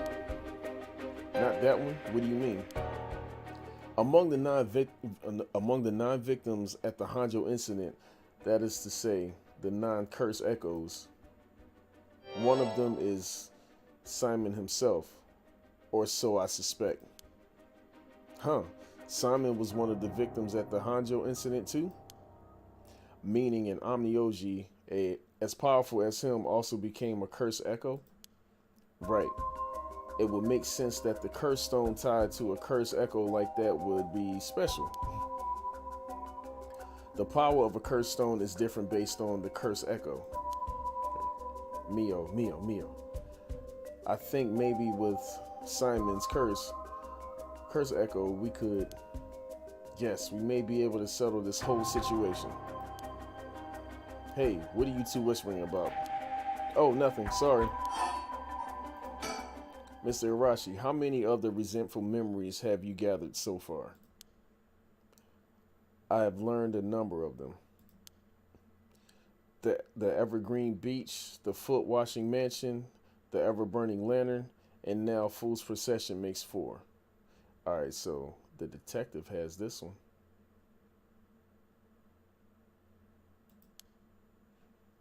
Of those, the important hold on. Of those, the most important are the Foot Washing Mansion and the Evergreen Beach.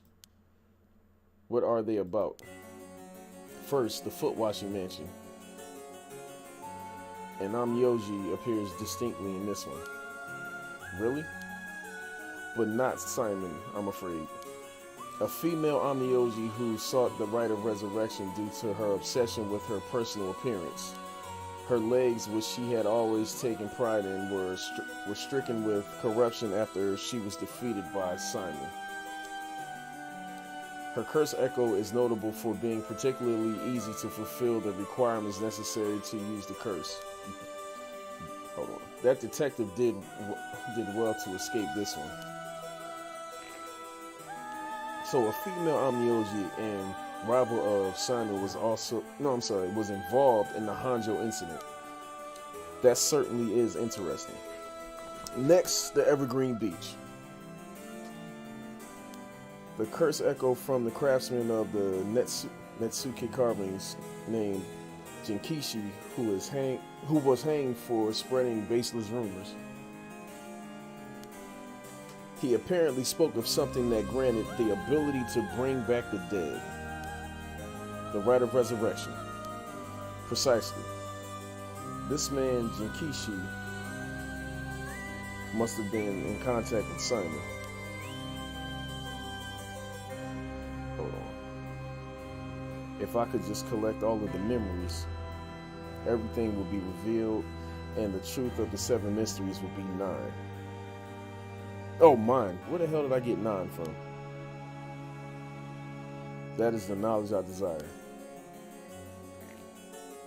Meaning you need to gather as much information as you can for the curse bearers. Precisely. I have an agreement to exchange information with those detectives, but they might not even find the other curse bearers, so I must take measures of my own. What's the trigger for the curse to occur? Another thing. Yes? You never really finished about what the trigger for all of this was. Well, I don't know. Really? You're not hiding something from us, are you? It has something to do with how you obtained the record of fates, right? Uh-oh. How did you really get a hold of the record of fates? To tell you the truth, we're in a race against time. It could be a disaster if we don't hurry. What are you talking about? Someone left a warning at sundown today. Someone left a warning that at sundown today, they would use the curse to kill a lot of people. The one who left that message is the culprit behind the Najima murders from 20 years ago. What? Something so terrible will happen? I won't allow potentially hundreds of people to become victims of a curse. I'll do anything in my power to stop it. Mr. Arashi, please, tell us everything you know. I'm sorry, but I truly don't know anything. The truth is, I was given the record of fates by a woman. Oh, could this woman be a woman? Well, her voice sounded like a woman's, but I didn't actually see what she looked like.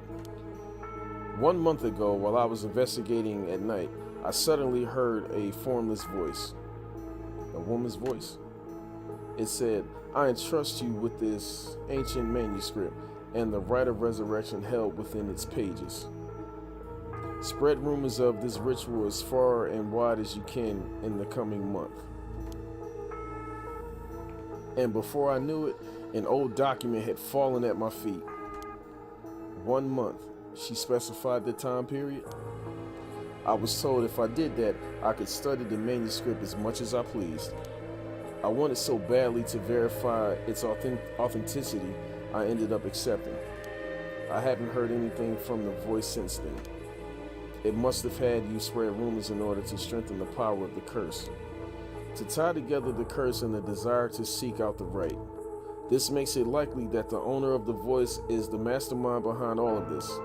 Hence, I went public with the record of fates. Hihaku and the occult magazines immediately jumping at the news was a financial boom. Alright, they, that's a typo. I believe that's say financial boom, not boom for me. But anyway, I digress. Huh. Hihaku, as in Hihaku soaps? Right. I mean, no. That's not important. Just some personal business. After that, I waited trying to predict what would occur in a month's time. That's when the curse began.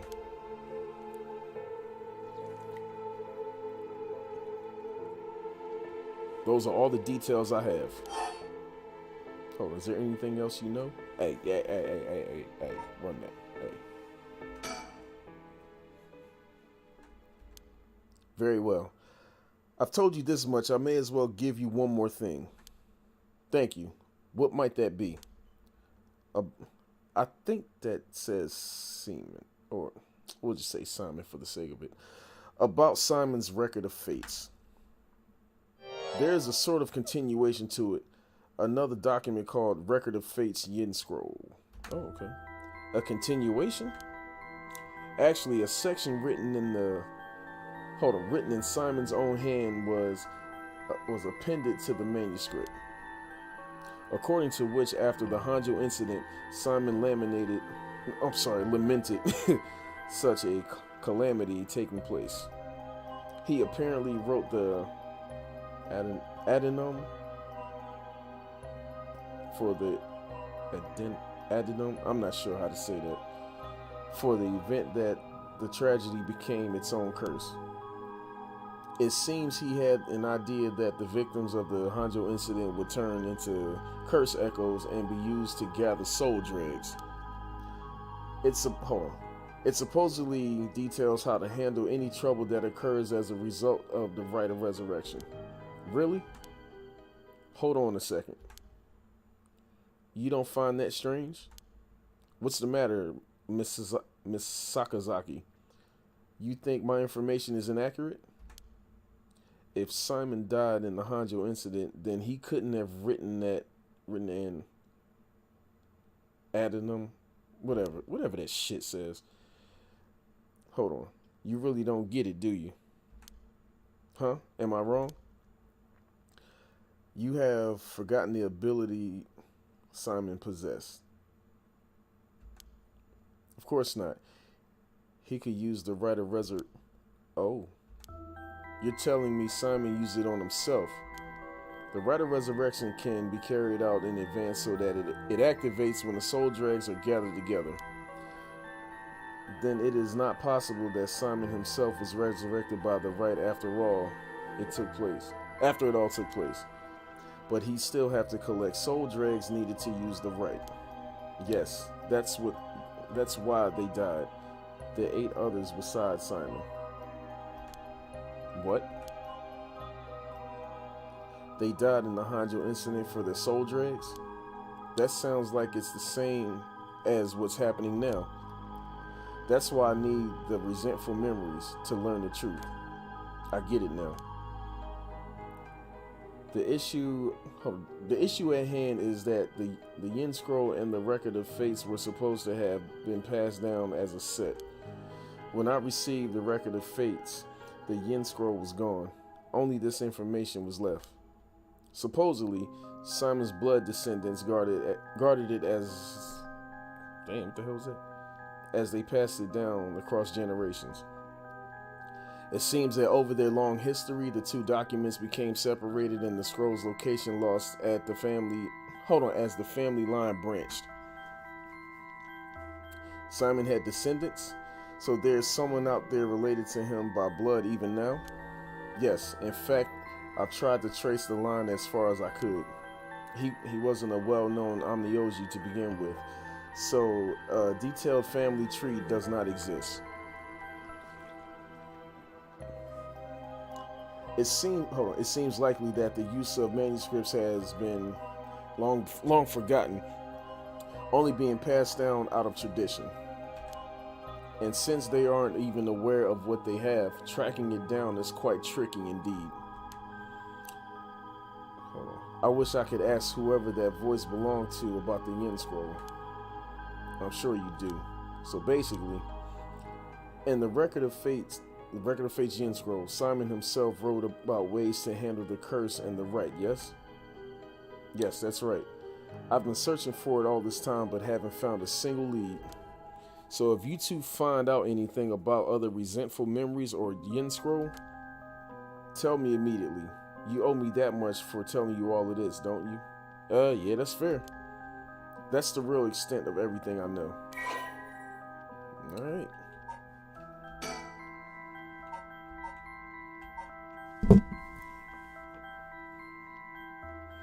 Right, it is said that Simon Tsushimikado, I think that's how you say that, author of the Record of Fates, wrote the Yin Scroll because he feared that the descendants of those involved in the Hanjo incident might become cursed and used in the collection of the soul dregs for the rite of resurrection. The existence of the Yin Scroll was indicated in a postscript added to the Record of Fates, but its whereabouts are currently unknown. It is believed to have been inherited by a descendant of Simon.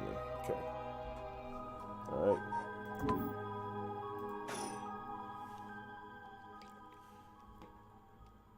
Yes, I understand. Thank you for your help. Hold on. If you bring me some useful information, I'll take it into consideration for your school grades as well. Oh, word. Hell yeah. Yo, let me get the... Bruh. Alright, it's 1 p.m. Streets.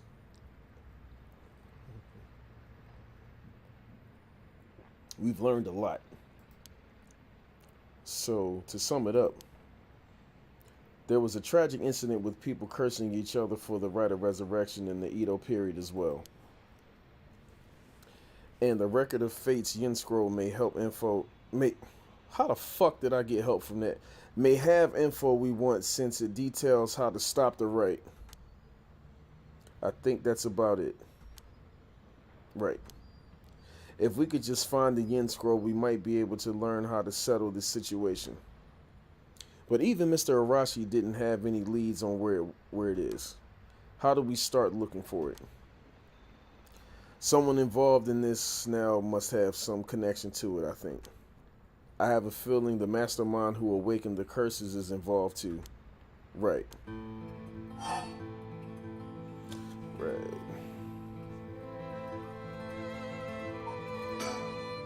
That reminds me of... You know what's nearby here, don't you? Or do you mean where? Oh, you mean where Michio? Yeah, where it happened. I was going there the other day to leave flowers, even though they always get cleared anyways. I'm sure it must be hard to have to be reminded of Michio's death all the time. Oh, that reminds me, Yako. Yeah? When you asked me to do the spirit board 2 days ago, did you come here that day too? Yeah, I left some flowers before going to school. Why? Did anything seem different that day? What's this all of a sudden? Though now that you mention it, that day I suddenly felt lightheaded and ended up passing out for a little bit. Uh-oh. But I came to right away and felt fine, so I didn't think anything of it. I see. That's all I was wondering about. Thanks.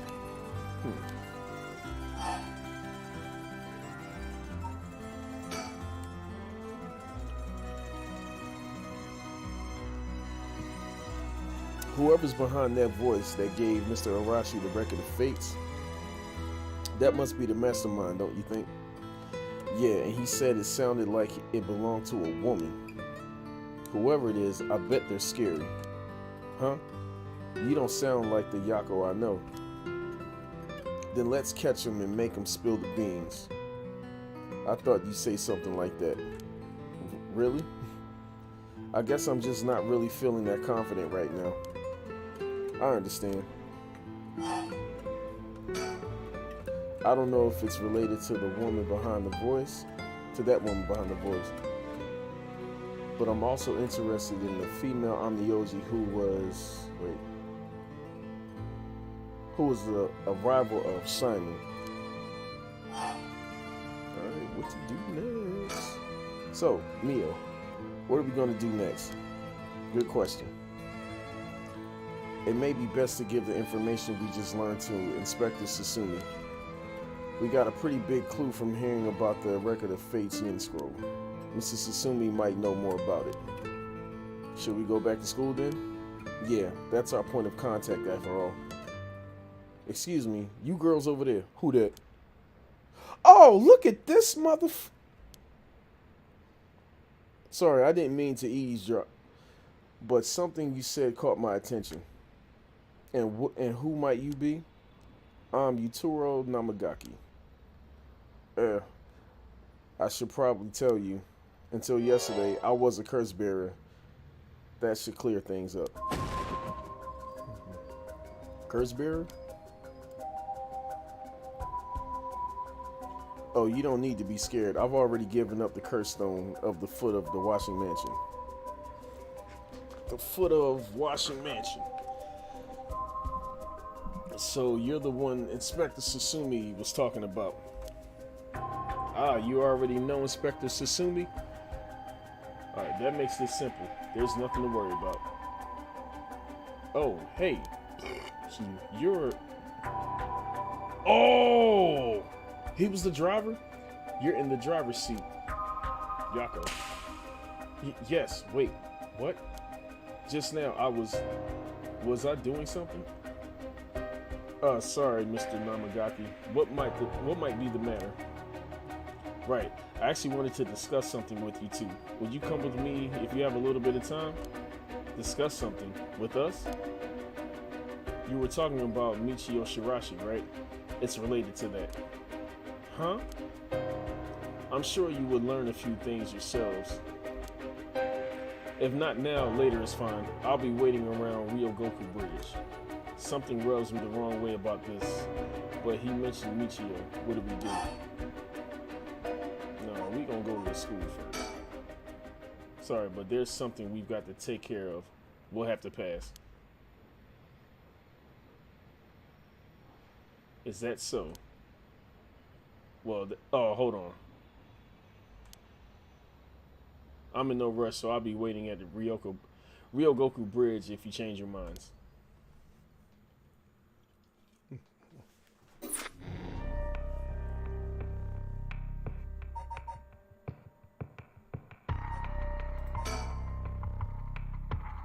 At the Shirashi home, Susumi and Irio learn the truth about many things, including the death of Kankashiro Iwai.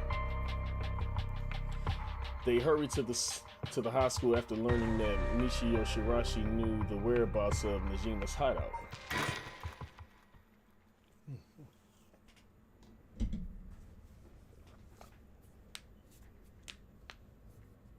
Komagata High School. Boss. I just talked to the Sumida police. Oh, what now? They found an abandoned van in the Shiba Mountains that looked like it'd been in an accident. Oh, snap now. They couldn't lift any fingerprints from it, but they found the blood splatters on the front. And guess what? The blood is a perfect match for Michio's. Oh, shit. Oh. So it must be the van that hit Michio. You got it. It's all thanks to Yoshimi that we were able to find that out. The license plate had been removed though, and they even scraped off the vehicle identification number. It'll take a while to identify the owner. Now they're trying to figure out if the van was sighted anywhere between the scene of the crime and where it was dumped. Got it. Thanks for the report. Oh snap. Alright. What are we thinking? I guess we still can't rule out the possibility that Michio did commit suicide. She was so young and all the adults in her life did was push her around. Oh, look at it. Oh, got an achievement. Got 5 of them things.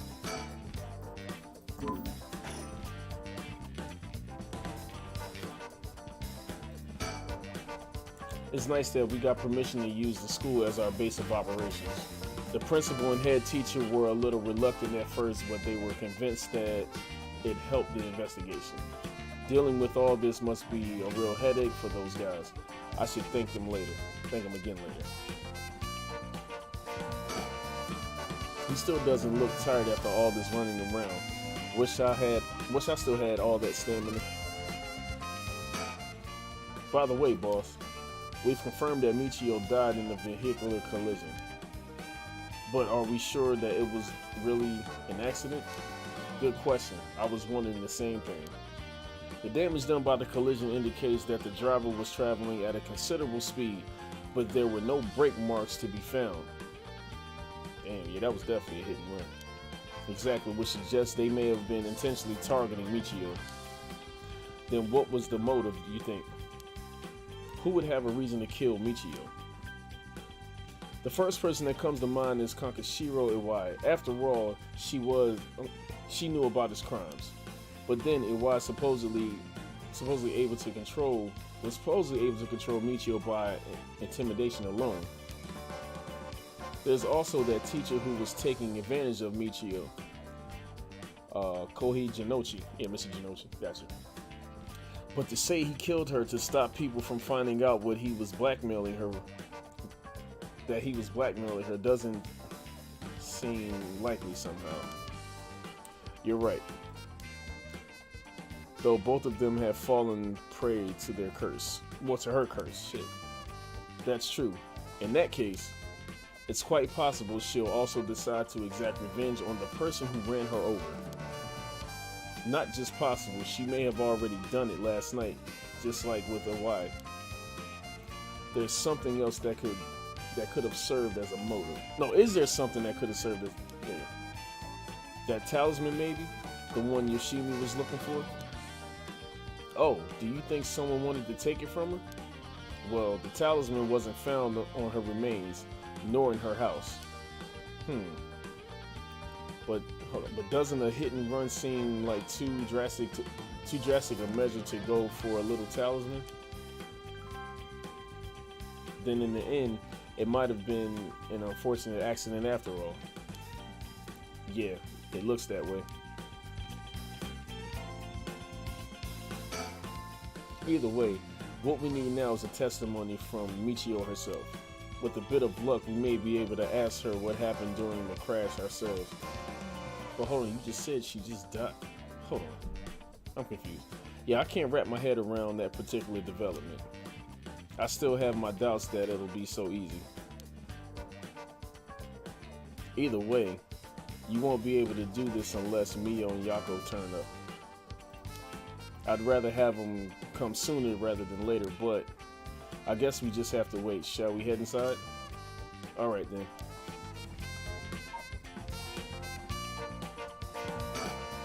Alright, let's go wait inside the school.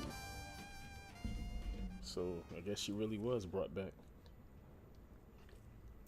I'll be here any moment.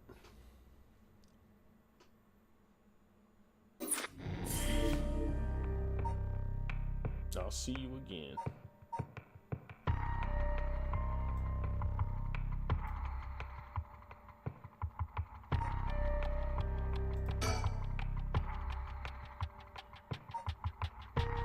Howard and Richard break into the Shirashi residence with the detectives. They find a journal left behind by the deceased Iwai, finally revealing the mystery behind the kidnapping. However, Haru remains unsatisfied.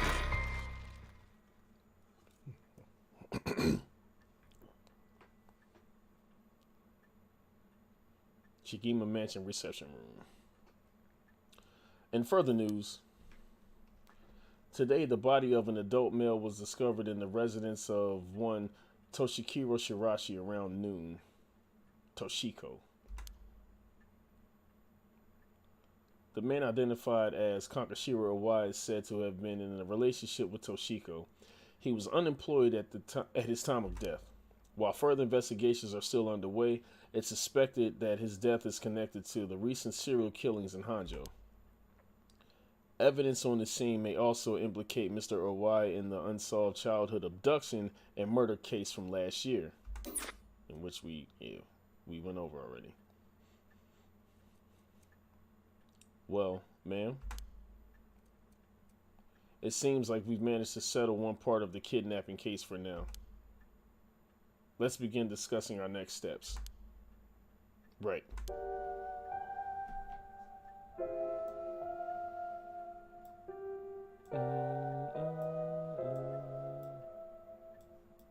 Yeah, I got that one already.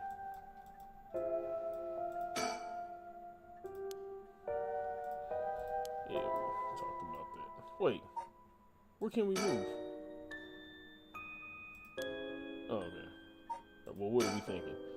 Next up, what do we need to do to get our hands on a curse stone filled with soul dregs?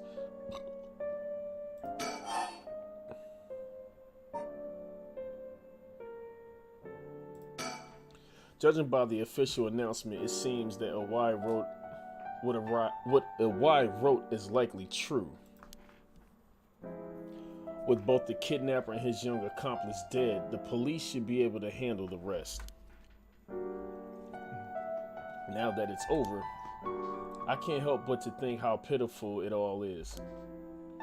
We never would have known a thing had we not found his journal. Carelessness is what usually leads to crimes like these being exposed. It was pretty much the same with the Najima murders, but stumbling across the answer by pure chance really makes you think. It was a setup. They wanted you to find out. It makes my skin crawl to think of how many cases like this are left undiscovered. Me too. It's certainly disturbing.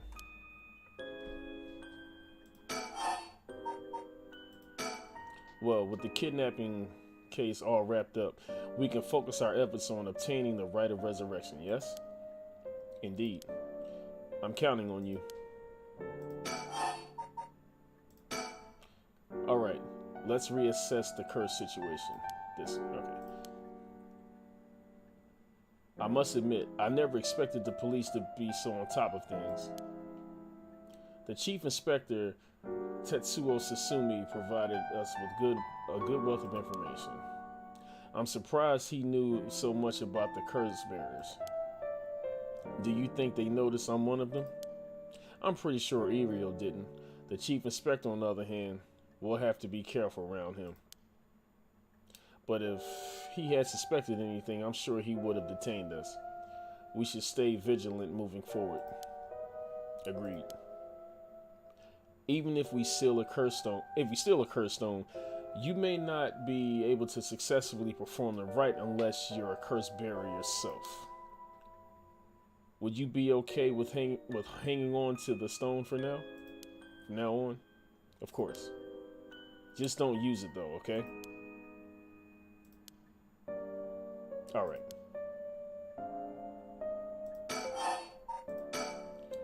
If what we've heard is true, there are just 3 curse bearers left to be discovered.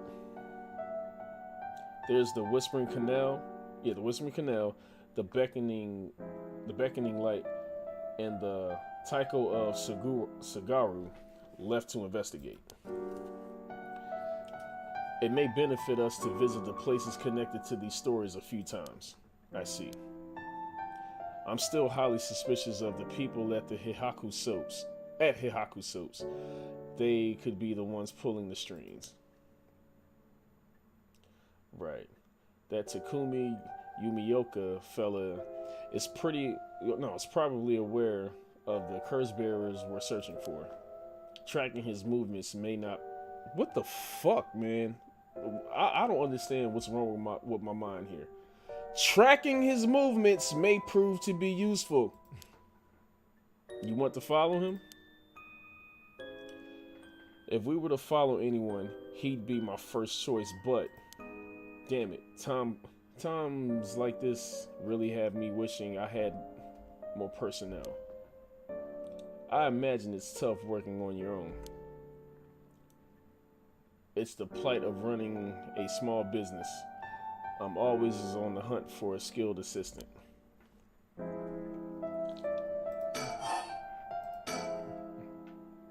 And then there's Najima, who appears to be a curse bearer too.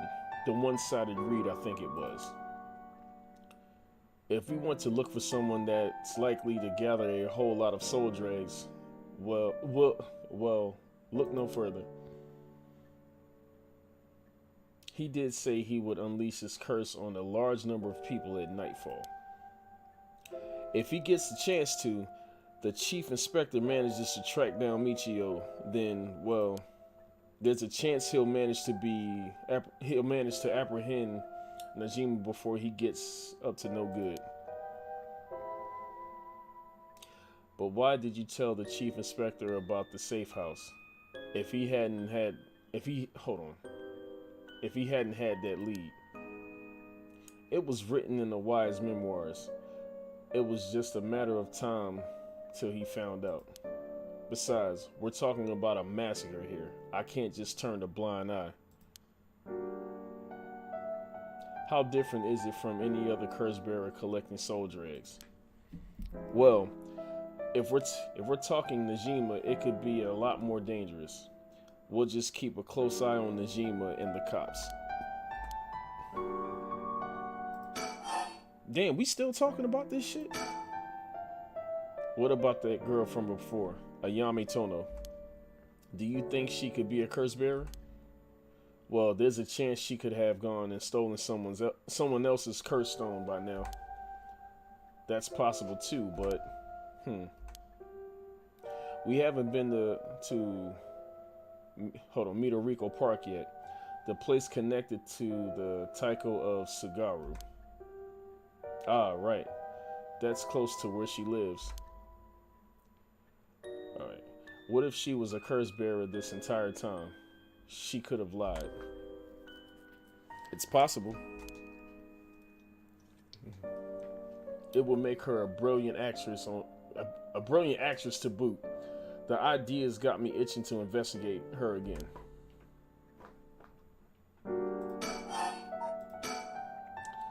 That place is rather suspicious. If only we could run into someone there. Richard? Yes? That's right. Hold on. Would you mind if we make a stop on our way? We can make it quick. I apologize for the diversion, but I'd like to visit a candy store if possible. Oh, snap! I suppose I don't mind. Hey! And I know exactly what candy store he's talking about, too. Alright, let's make moves. Then shall we depart? Oh, wait. From this part on, you will be given the option to finish investigation, which will allow you to immediately end this part. From there, you can continue on to the next part. You may also come back and restart this section from the point which you left off.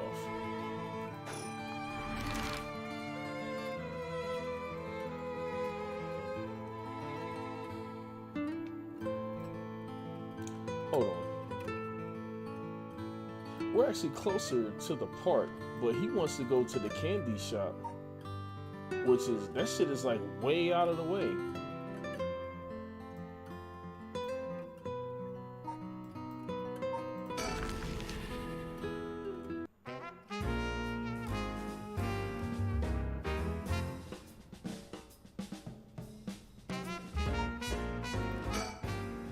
Apparently, Richard likes to visit the local candy shop in every district he visits. I figured once you've seen one, you've seen them all. But in reality, each one has its own unique displays and colors to match the locale. It kind of irks me that we stopped here simply for the sake of entertainment. But I suppose he needs time like this to relax and recenter his mind. He works so vigorously every day.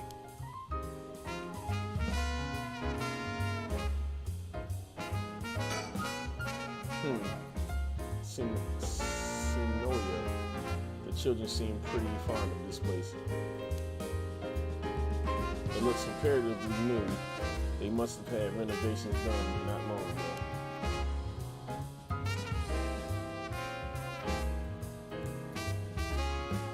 Oh, look, there go another one. Whoa, no way. Jeez, you made me jump. It's a mockingbird. It's kind of scary how you even know the exact number in which with just a simple glance of it.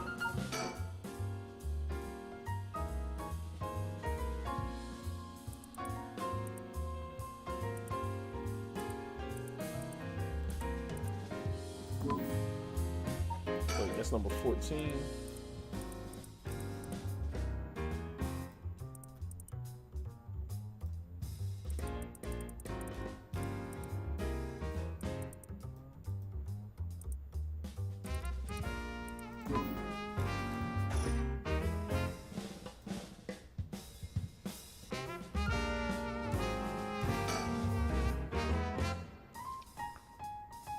There's some vending machines you can buy canned juice for 100 yen. These days, vending machines sell a lot of things besides juice too.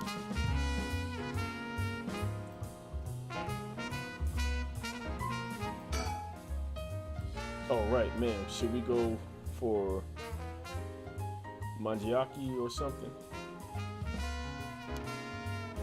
That's sweet of you, but I'm not hungry right now. That's too bad. I haven't had great luck with this mockingbird raffle. Would you mind if I tried a few more times? Apparently most of these are just replicas of the real deal, but even so, they're well worth the price. Some of the kids were saying they managed to snatch some real rare finds in this lottery. Go ahead, don't buy, go ahead, don't buy them all now.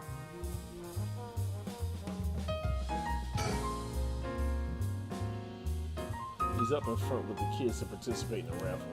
It's weird seeing an adult his age enjoying himself so much at a candy store.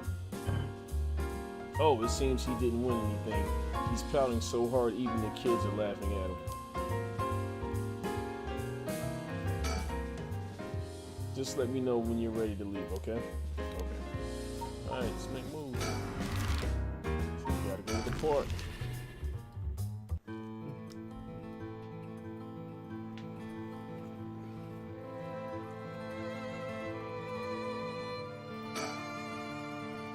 Everyone is relaxing so peacefully in the park.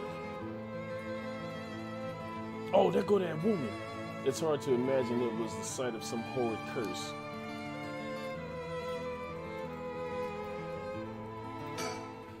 Hey, that lady over there. That's Ayame. Yeah. Hold on, she seems to be trying to hide. Watch in silence.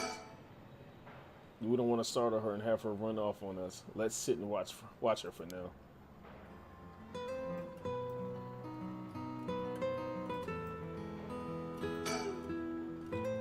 Alright, Richard seemed to be a little nervous when Ayame Tono was mentioned. Or was I just imagining it?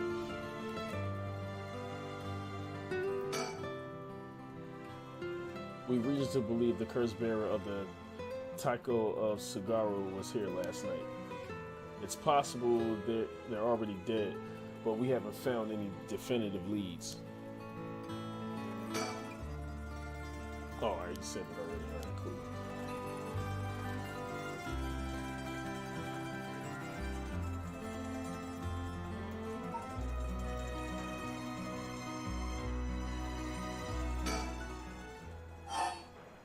Doesn't look like she's planning to move anytime soon. Right, I'll be right back. Ah, he's gone. Huh? Oh. I suppose he really wanted to talk with her. Oh, there he is. Does he mean to jump out and surprise her from behind? Huh? Does he mean to intimidate her? Ah, she noticed. I guess his purpose was to talk with her after all. I wonder what they're talking about. She doesn't look like she's planning to run. Oh, they're coming here.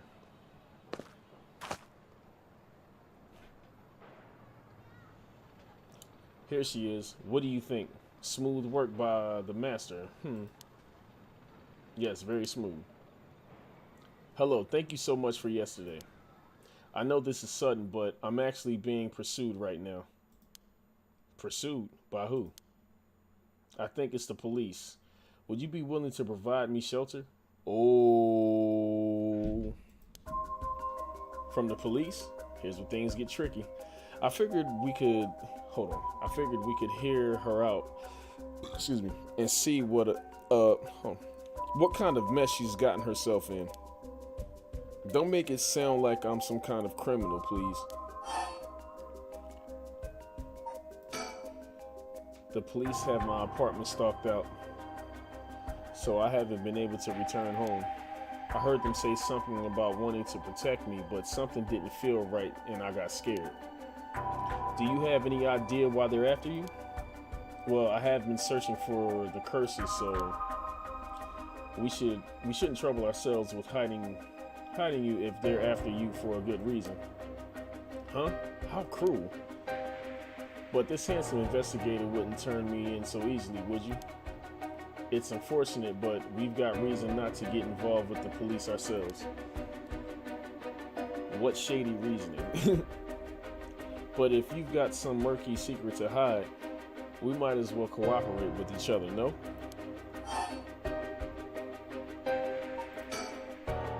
But if you get... Oh. Alright, so... Anyway, how are your plans to resurrect Hakusai? Fortunately, that's been going quite well. Oh? Does that mean you found someone to steal a curse stone from? Not exactly, but I found out... Hold on. Found out a kind of last resort. Which is why I can't let the police get me. What do you mean by last resort? You really asking me that?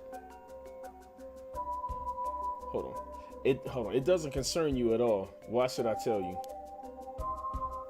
Ugh. What if we make a deal? In exchange for keeping you hidden from the police, you'll tell us about your last resort. Huh? Is that what got you interested? Oh, I've got it. You're meaning to steal it yourself? Not at all. I'm just curious.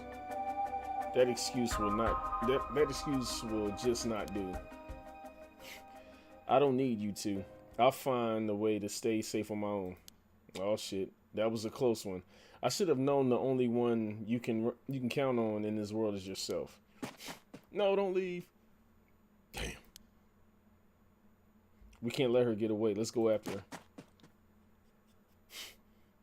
Stop it. Get any closer and I'll scream. Please wait. We'll help you out with no conditions. Well, you changed your mind quick. That just makes you all the more suspicious. Damn. I tried my best, but I couldn't convince her to stay. Could it be you don't know how to handle a girl like that?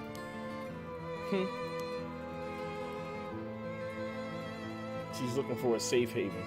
Would you mind me sharing your address with her, just in case? Well, it doesn't really bother me, but you do recognize there are police officers in my close family.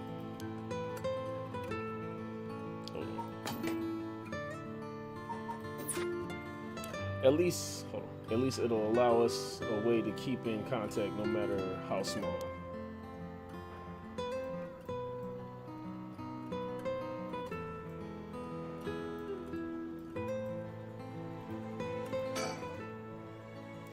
Ayami Tono says her plans for the rite of resurrection may be achievable through this last resort. Does that mean she's given up on her plan to steal a curse stone? Richard. You know, I have one as well.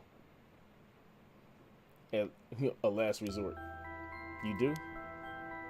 Ah. Even if we don't steal another curse stone, I already have my own. If it becomes necessary, I'm prepared to use it. So you think it might be possible that she has one of her own too? But that she despises the idea of using it to kill others, so instead she means to steal a curse stone with soul dregs already in it? It doesn't contradict anything we know. She lives nearby, which means she might have the Taiko of Sagaru curse stone. We still don't know much about that one. Richard, that last resort Ayami spoke of. It could be our chance. We can use her. I hear you loud and clear.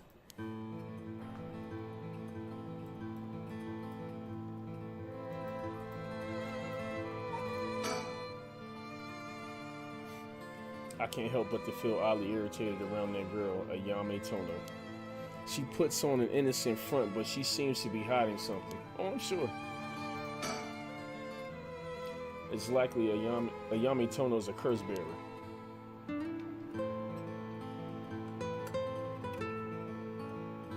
Alright.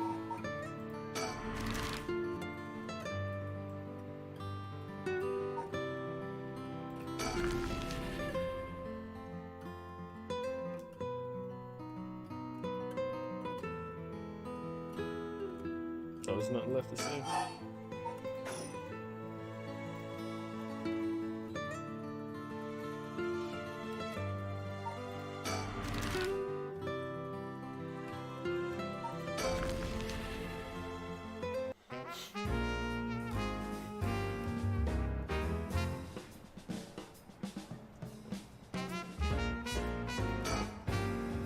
The area was closed off to the public this morning after the body was found, but the police quickly managed to complete their investigation and reopen the park as if nothing ever happened.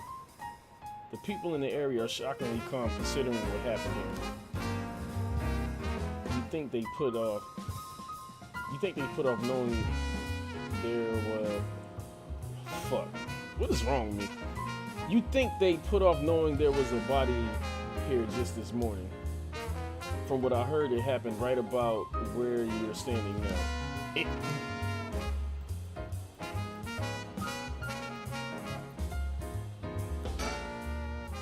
This place is associated with the Whispering Canal.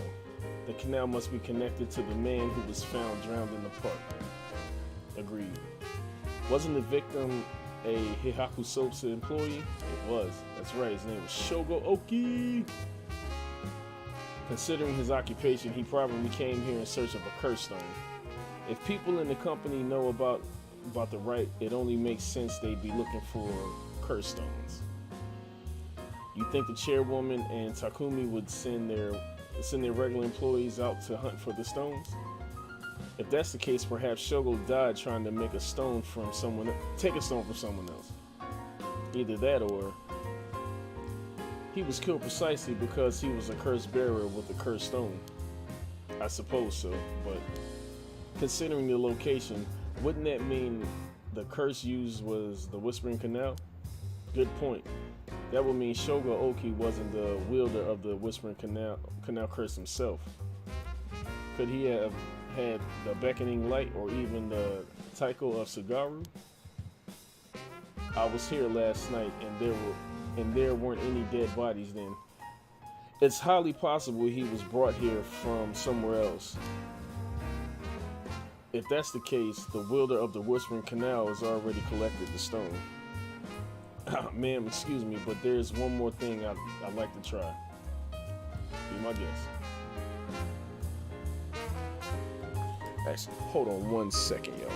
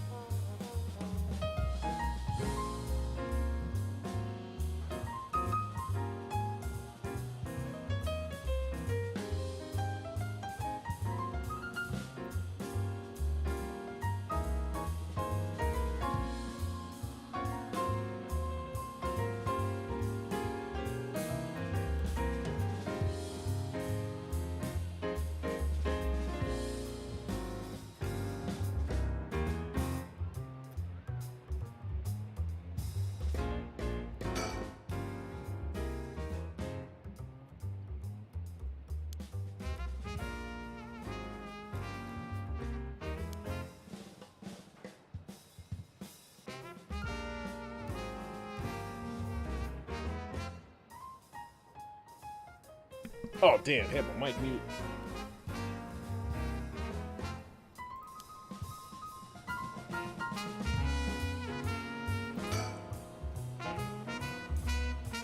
A bunch of kids gathered around Richard to poke fun at his clothing.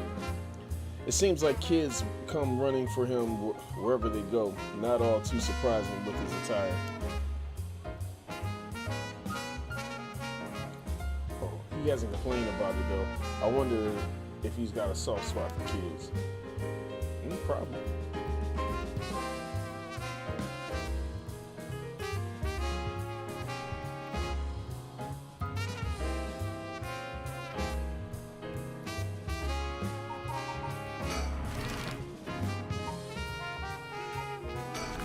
Been here?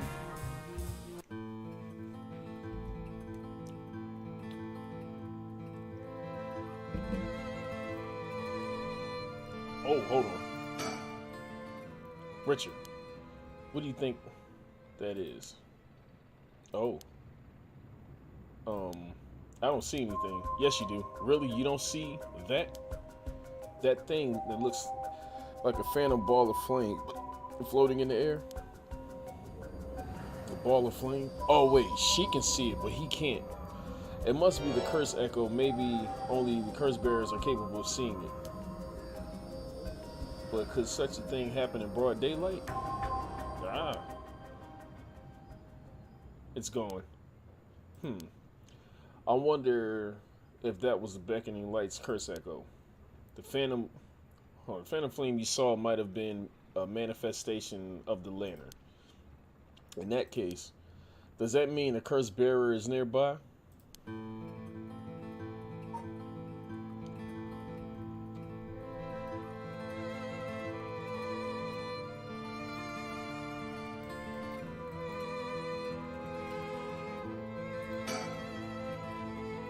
Doesn't seem like anyone's been here for some time. I wonder if it's one of the factories that got shut down when they tightened up regulations.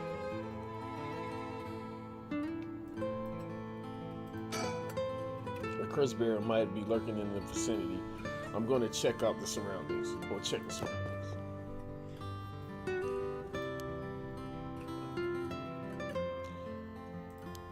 Nothing. I didn't find anyone who looked the part. I see. I don't doubt something happened around here, but something might have changed the area. Keep your eyes peeled.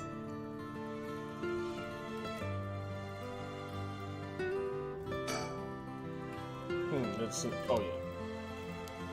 So we got that already.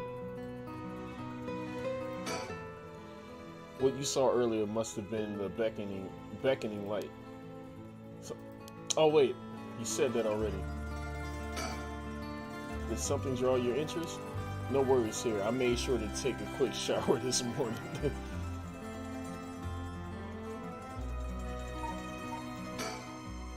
And if what I saw was a curse echo of the beckoning light, wouldn't that mean the curse bearer is nearby? I'm not feeling any strange presence, but that could be because it's midday. True.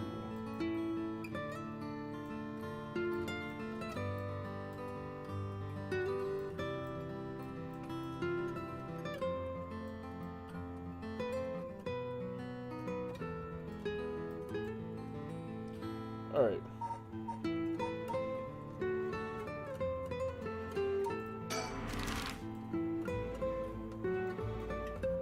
So we've been to all of these.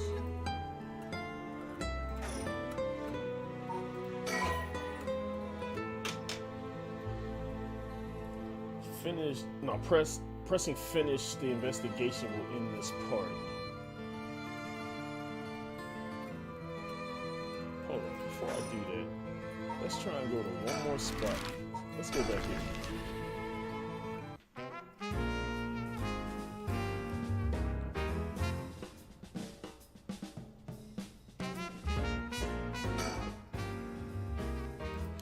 Nope.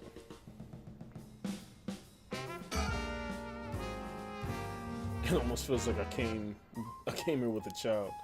My boy never had much of a taste for sweets. It makes this kind of a fresh experience for me. Alright. Alright, I got that already.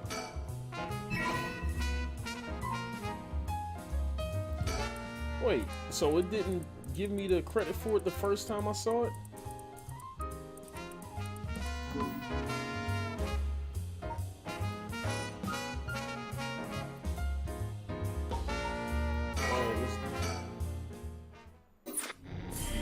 Oh! Oh, this is a whole new... Oh, snap! It opened up a new story branch.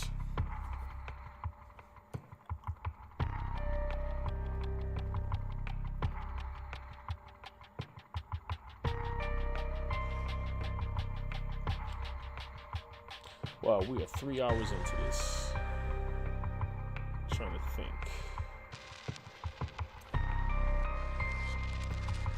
Could keep this going. Alright, so it's... What time is it? Alright, it's a 11:15.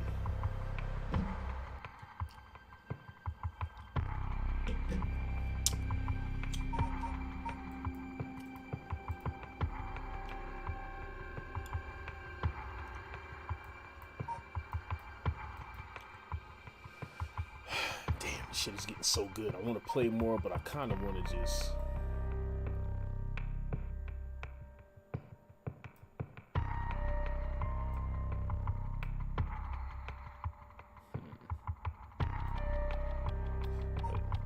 Darkness. I'll see you again. Wait, what is that? Okay. The record of fate's yin scroll may contain a way to put a stop to the curse. Yako and Mio head back to Komagata High School to share this information with Mr. Sasumi.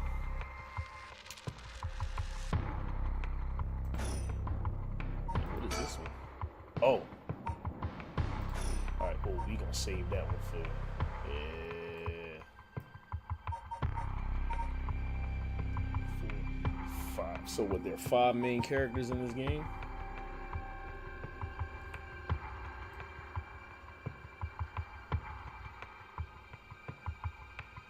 And it looks like this story branch goes pretty far too, because looks like we have 3, whatever. Oh no, wait, these all take place at night, I'm guessing. So this is daytime. And we can go ahead and start this. 1 p.m.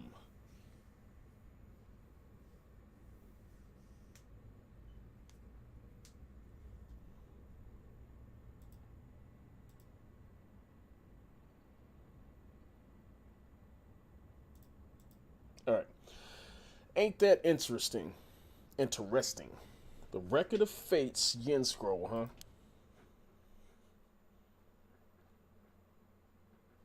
Well done, you two. That's some good info you got from that teacher. Thank you. Good job, boss. Operation Schoolgirl was a success. Ariel, stop making things sound weird.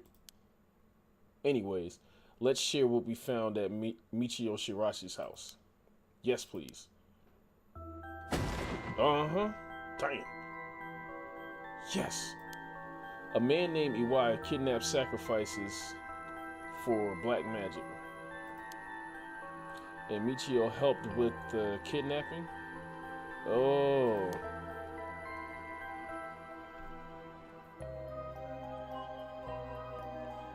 And Mr. Jinochi used that to blackmail her. Oh.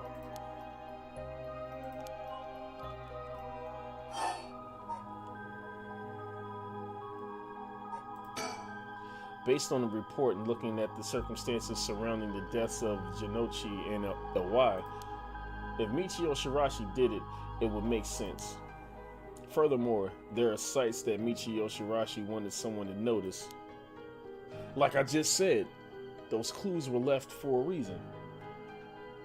Huh? Really? The ribbon that was left at the scene of Koi's death is proof of that.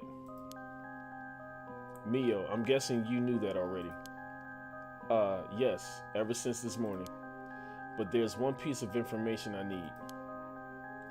But I think we're near her limit. Uh-oh.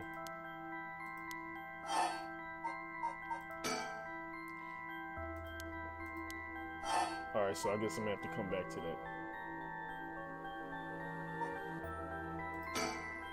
So if we get this record of fate's yin scroll, we'll be able to dispel the curse. Yes, the source of the curse is a tragic event called the Hanjo incident that dates back to the Edo period. Hold on. An Amyoji named Simon's. Oh wait, I just said this earlier. Tsushimikado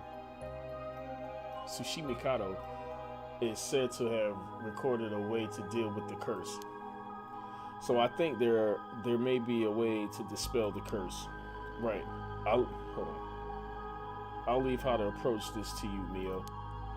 I'll check with the Paranormal Affairs Bureau as well. But please make finding the Record of Fate's yin roll your top priority. Understood. But how do we go about looking for it? It's possible the descendants of Simon have inherited it, but I don't think they're aware of its existence. It'd be nice if we had a clan crest or something to go off of. Maybe we'll have to ask Paranormal Affairs. That reminds me, Mio. Was the Western black magic used by Owai and Najima really just an imitation? Huh? Why are you asking me? Oh, boss said that you knew about this sort of thing. Do you know? Well, I mean, I have some knowledge, but how strange. I don't think I've ever told anyone that. It's okay, Mio. No one's judging you. Right. But it still feels a little weird. So, what's your opinion on it as someone familiar with Western black magic? If I could have a look at the grimoire, I could be sure, but based on their methods, I'd say they imitated black magic popular around 300 years ago. It was advertised as magic anyone could use and was employed by, start this shit over. It was advertised as magic anyone could use and was employed as camouflage to evade witch hunters. Oh, like Sam and Dean. Okay. It's notable because they purposely required living sacrifices to make it difficult to disprove its authenticity. Wow, you know so much. I'm impressed. It totally matches with the vibe you've got going on. What do you mean by that? Don't worry. Have some confidence. Right, thanks again, I guess. If that black magic is just an imitation, then we probably don't have to worry about it. I'm just glad things aren't getting even more confusing than they already are. Oh, right, about the mastermind. I have an idea. Huh? What is it? Chairwoman. This is about the chairwoman of Heihaku Soaps, isn't it? You mentioned her when you were telling us about that Iwai person. Yep.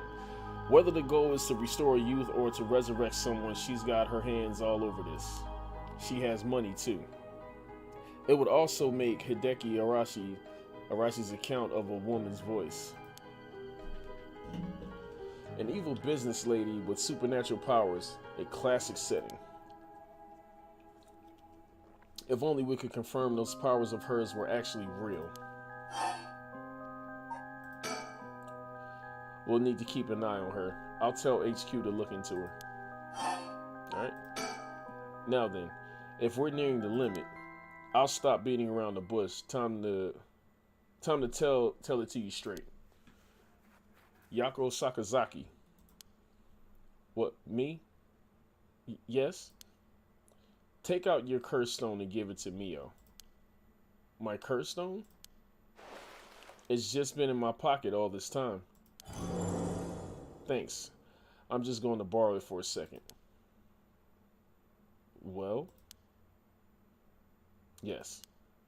There are soldier eggs inside after all. What? How did this happen? I didn't do anything, I swear. You have to believe me. It's okay.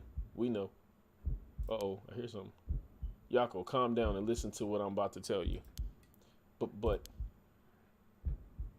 there's no mistake that Janochi and Awai were killed by that curse stone. but the one who committed the act is the ghost of Michio Shirashi that is inside you. What?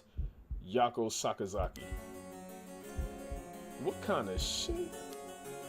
What? Inside me? What? That's crazy.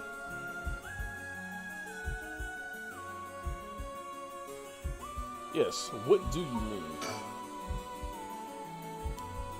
It's okay, Yako. Please calm down and listen. You've been possessed by Yako. Wait, did I read that right? You've been possessed, Yako. Damn. There I go adding words to shit. By Michio's ghost. What? It probably happened when you were offering flowers at the site of the accident. Filled with regret, her lingering ghost reacted to the presence of her old friend and entered you, Yako. No way. You mean Miyocho's ghost is inside of me? I've explained this once before, but just because you've been possessed doesn't mean that you lose control of yourself. Normally, the mind will regret such attempts and it do nothing more than affect one's mood or energy levels. But Michio had powerful spirit sense to begin with. And because she was your friend, your mind was open to accepting Michio's spirit. So for those reasons, your minds merged without any issue. So it's like an entity. It's going to be difficult to separate her from you at this point, which also means it will be difficult to guide her spirit to the afterlife. No way, we've merged? Me and Michio minds are, but I don't feel different at all. She just told you, I mean, I'm fine. I'm sorry. I mean, I'm me, I think. That's because after she merged with you, Michio started to believe she was you as well. As a ghost possessing you, she's not fully conscious, only really a jumble of vague memories. What the fuck is that? Alright, anyway. Still, there are traces of her consciousness and memories as Michio Shirashi. You have been acting a little different from usual. Yeah, she did have a couple episodes. You would also sometimes react when coming into contact with things with a powerful influence. Really? That having been said, if we don't have proper understanding of the regrets of Michio Shirashi had when she died and why, it would be difficult to separate her from you. That's why I didn't say anything. I'm sorry. If I carelessly provoked her ghost, it could have risked causing her to dig even deeper into your mind. Oh no. When we mentioned limits earlier, we mean that by letting things proceed like this. Yo, my reading is off today. There's a possibility that you will join completely, making it impossible to separate her ghost from you. If that happens, you will never be able to tell which of your thoughts belong to her and which belong to you. What? That's so scary. You mean I won't be myself anymore? Oh, but if it's Michio, then maybe it wouldn't be so bad. Oh, I don't know. What should I do? What?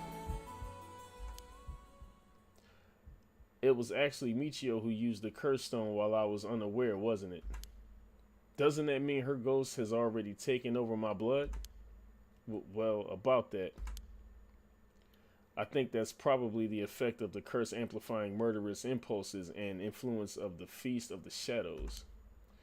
While you were sleeping, the ghost's power were boosted. And strengthened by the feast, Michio's consciousness surfaced and took control of your body. That's...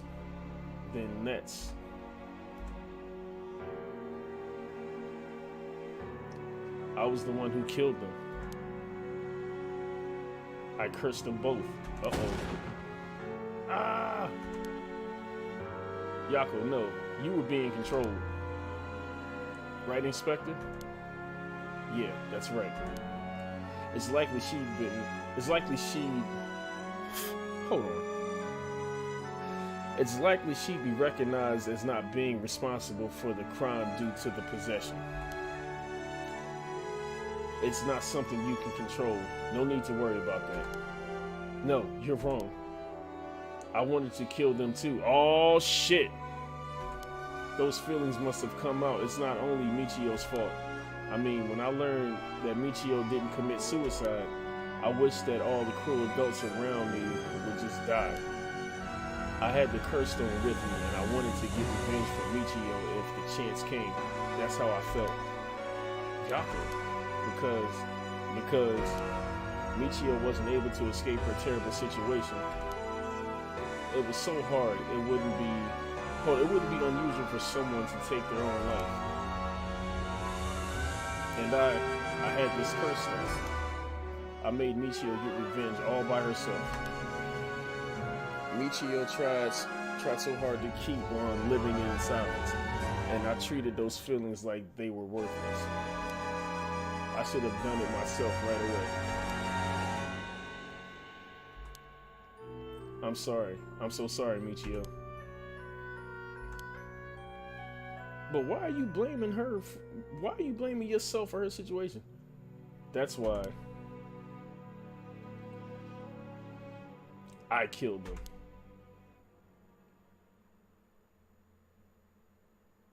That was stupid. Yako.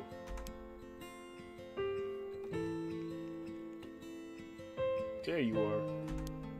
Oh, hi, Michio. What's up with you?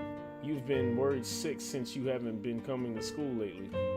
You had me worried sick, man. It feels like it's been forever. I'm glad you seem to be doing good. Yeah, sorry. And I'm sorry I didn't tell you why. I've always regretted it. Oh, come on. You're acting like we aren't buds. You tell me if anyone is making you sad and I'll take care of them. Haha, thanks, Yako. Actually, I'm here because there's something I wanted to tell you. Really? What's the matter? You can tell me anything. Well, the truth is, I did something unforgivable to an innocent man. Saying that I was forced to, and didn't have a choice doesn't undo it. I'm sorry. I feel so guilty. What? I've done so much I can't take back, all because I was weak. There's no escaping the hell that I've created for myself. I couldn't handle it anymore. I started thinking about killing him and dying myself. Neither of us deserve to live in this world. What? But something went wrong, and that's why I died with regrets. But thanks to you, I finished what I wanted to do. Thank you, and I'm sorry for dragging you into this. What? Wait, you don't need to apologize. It's only now that I realize, and I know how selfish it is. But I hope you remember the time we spent together as friends, and how we were able to be together in the end. Please, don't forget me. Huh? No, Michio, wait.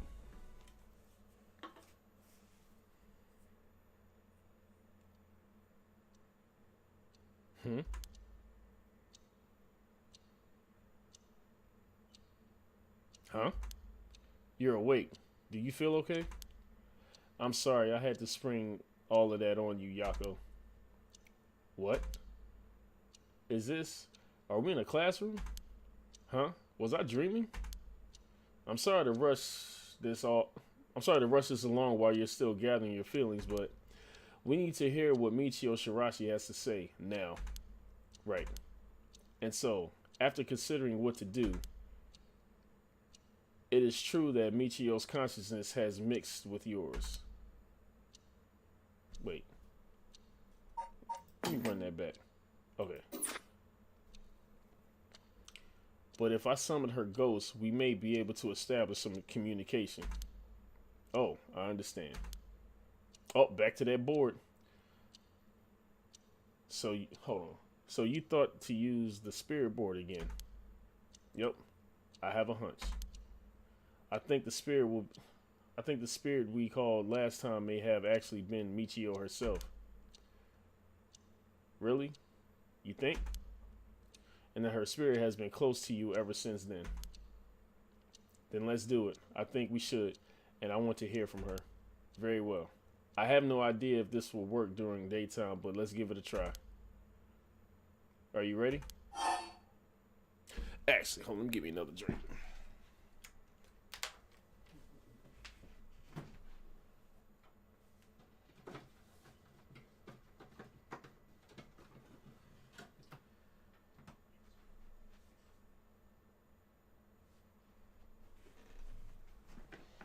All right.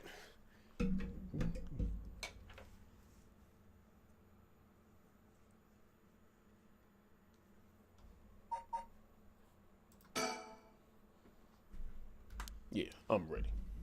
Okay, here we go. Do you remember how to do it? Place your finger on the 10 yen coin.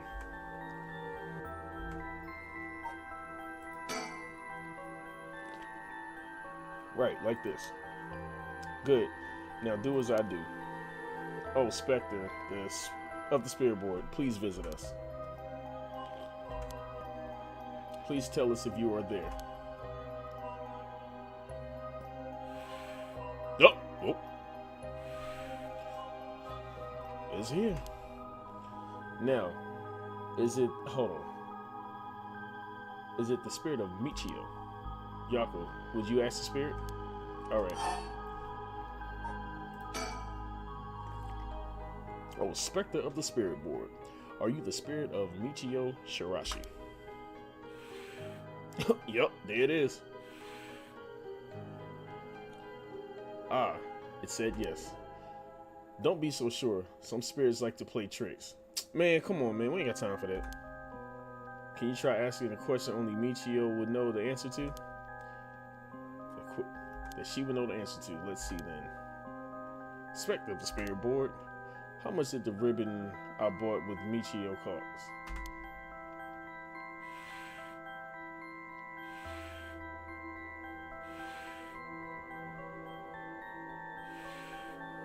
$490 yen. That's right. Well, it seems we have the right spirit. Okay. Can I have you ask her a question? Okay, what do you want me to ask her? I want you to ask about the location of Fumashika Nijima's hideout. The location of the talisman as well. Okay.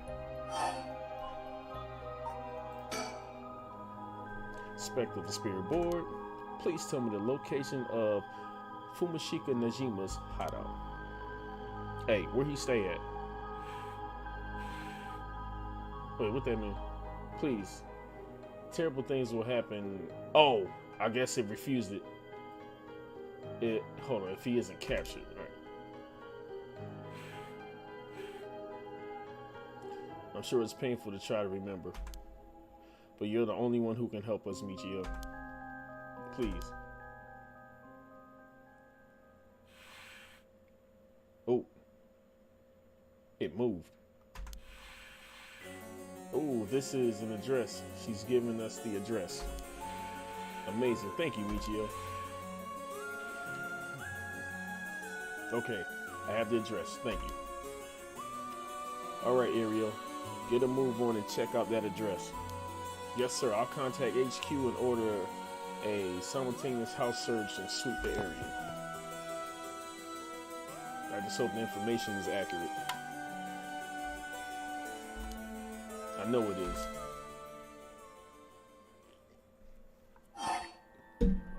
Alright, so we know where you stay at. Now, about the talisman though. Oh, Spectre of the Spirit Board.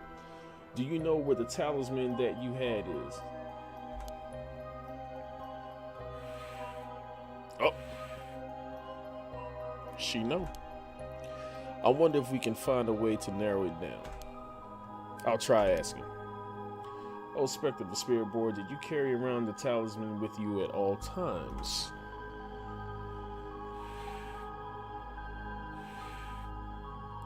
She did indeed. So she did carry it with her. Then, did you have it with you when you had your accident? Uh-oh. Huh? She said she had it with her. But there was nothing resembling a talisman in the articles left behind at the scene. So that means someone took it with them and ran off with it before the scene was investigated. But who would do that? That would mean someone knew Michio had died before the police did. The first person to discover and report it was the caretaker of the apartment building next door. Should we check with them? Damn. Let's see. The other possibility I can think of is the perpetrator of the hit and run. But it was a hit and run. Wouldn't they have run away? Might have been possible they came back driven by fear or something else. Even so, they didn't report it and went through her belongings. But to only take the talisman seems hard to believe, unless they were after the talisman from the very beginning. How likely is that? If the talisman really is so special, Irio mentioned the same thing, but to run someone over just to take something from them, it's possible they just picked up the talisman after hitting her for no particular reason. Either way, if it really was a hit and run, then I hope they get caught. It's possible she remembers something after seeing that picture of the car. Then, shall we try asking? I'll try. Who was responsible for the hit and run? Point him out! Spectre the spirit board. Point him out.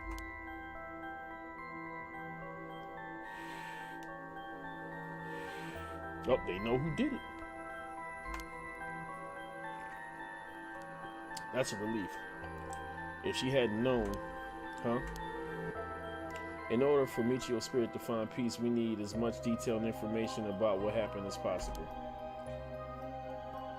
Okay, we can't send her off to the afterlife if we don't know what happened when she died.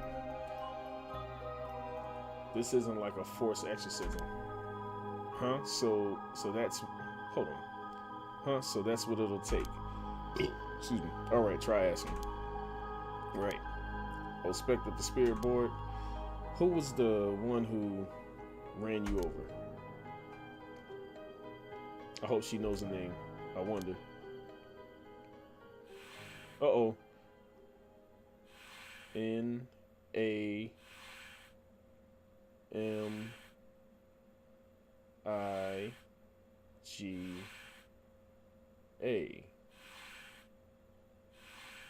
Hold on. You lost me after that.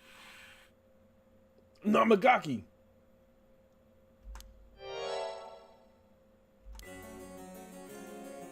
Yaturo Yamagaki, that motherfucker. That son of a bitch. I knew it was something about him. We talked with him after we left the cafe. He used to be a curse bearer, right? Oh, snap. Ah, I see. So that's why Yako had the reaction when she saw him. Yeah, she spazzed out. I remember that. Come to think of it, that guy said he wanted to talk about Michio. And I chose to not meet up with him because I wanted to get back to the school and talk to the police ASAP. What the hell's happening? Hold on. The hell he's planning without his curse stone. He said he'd been waiting near Ryogoku Bridge. Got it. I'll join you there once we're done. He's the bastard who killed Michio. This should be enough information. We can release Michio from her suffering now. Let's do it. All right.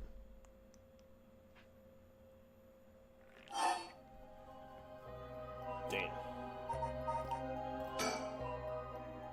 No Spectre the Spirit board. No, Michio. Thank you. You helped us. You know, I'm so sorry I didn't know about it all. Your family, the kidnapping, Mr. Janochi. I'm so sorry. It must have been so hard. now that I could understand, but I'm sure it was so hard. I mean, of course, you would want revenge. I wanted it too. We've all done things that we wish we could take back. But I'm glad that I at least know the truth. Yako. There's so much I wanted to say, but that's enough. Let me just ask you one last thing. Someday, can we hang out again?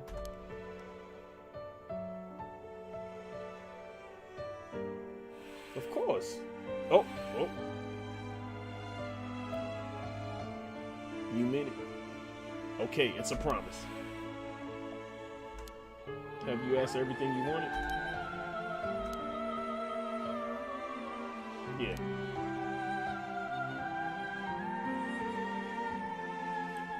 Okay, I'm going to guide Michio's spirit now. Yeah, it's time to say goodbye. Michio, with this, I'll finally be able to free you. Hey, Yako. Okay, can we get on with this shit? You never accepted the idea that Michio took her own life. I'm glad you never stopped trying to find the truth. Yeah, you're right. Even though I didn't realize just how hard things were for her.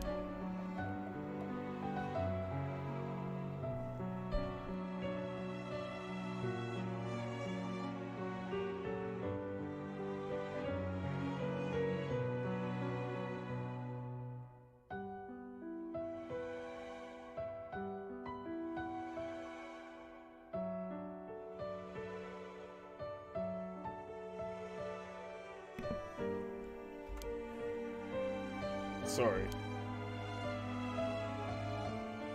It's just Michio. She was taken advantage of by so many of the adults around her. She put up with so much. I should have tried and talked with her more. I know how you feel. Thanks, Mio. It hurts thinking about all the things I could have done. Why did this have to happen to someone so kind and hardworking? It feels like she was ill-fated to the very end. It's just too cruel. But even then, she didn't even tell me about this stuff. And she let herself worry more about revenge than living. I'm mad at her for that. Alright, let the shit go. Come on. Sure, I should have noticed something was wrong, but come on.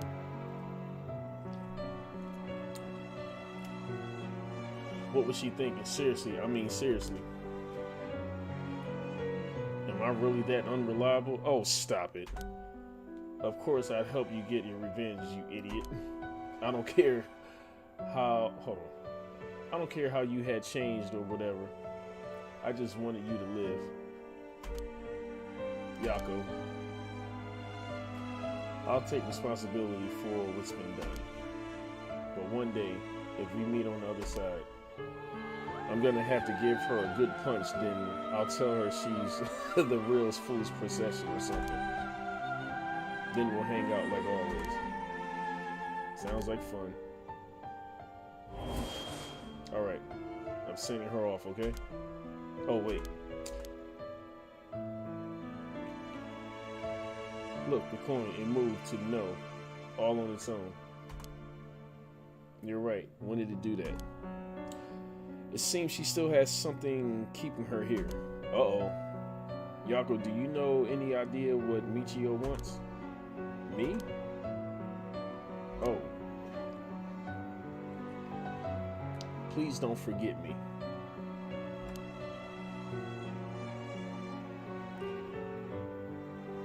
I think she told me that she didn't want me to forget. I see. Then, Michio, if you can hear my voice, let your feelings that, let your feelings that you won't ever forget her be known. Show it through in action. What? Do something that shows you won't regret.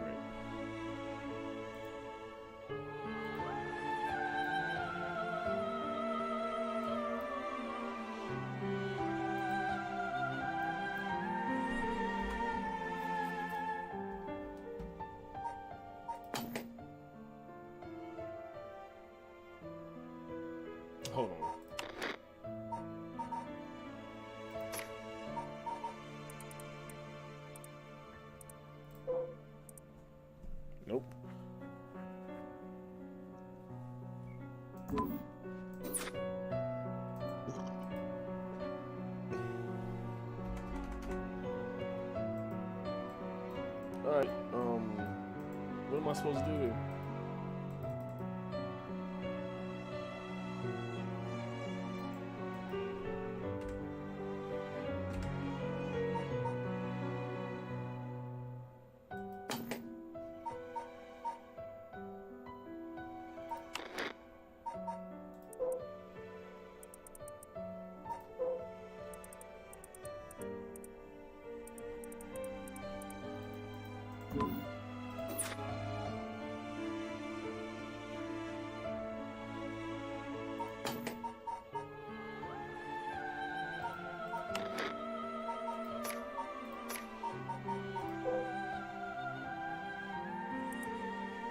Is there something in here that gives me a clue?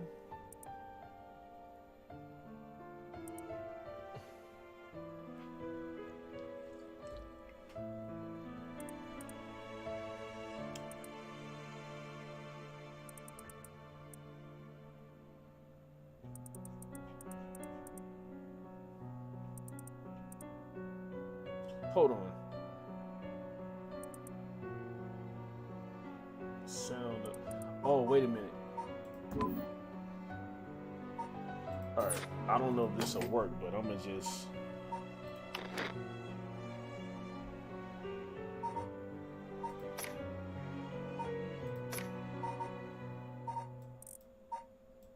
I don't know if this will work, but let's just try it.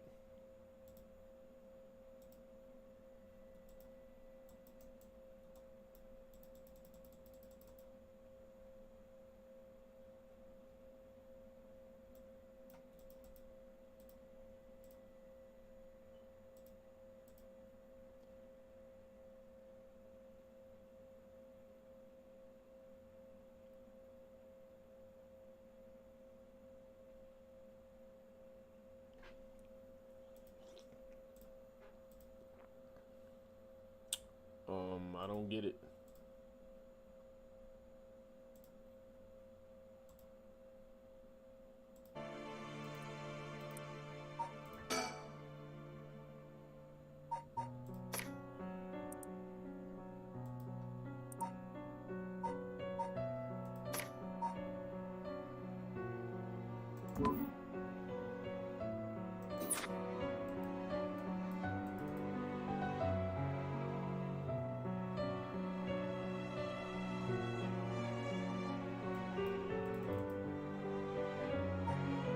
Yo, what do I do?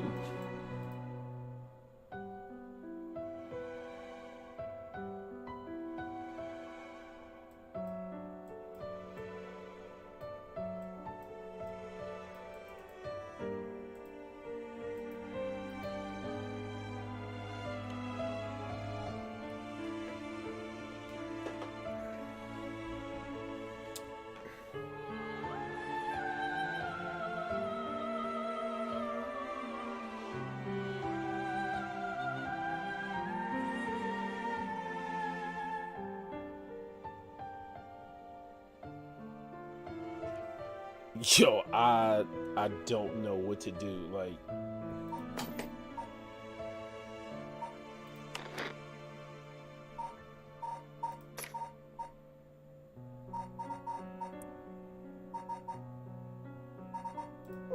oh wait.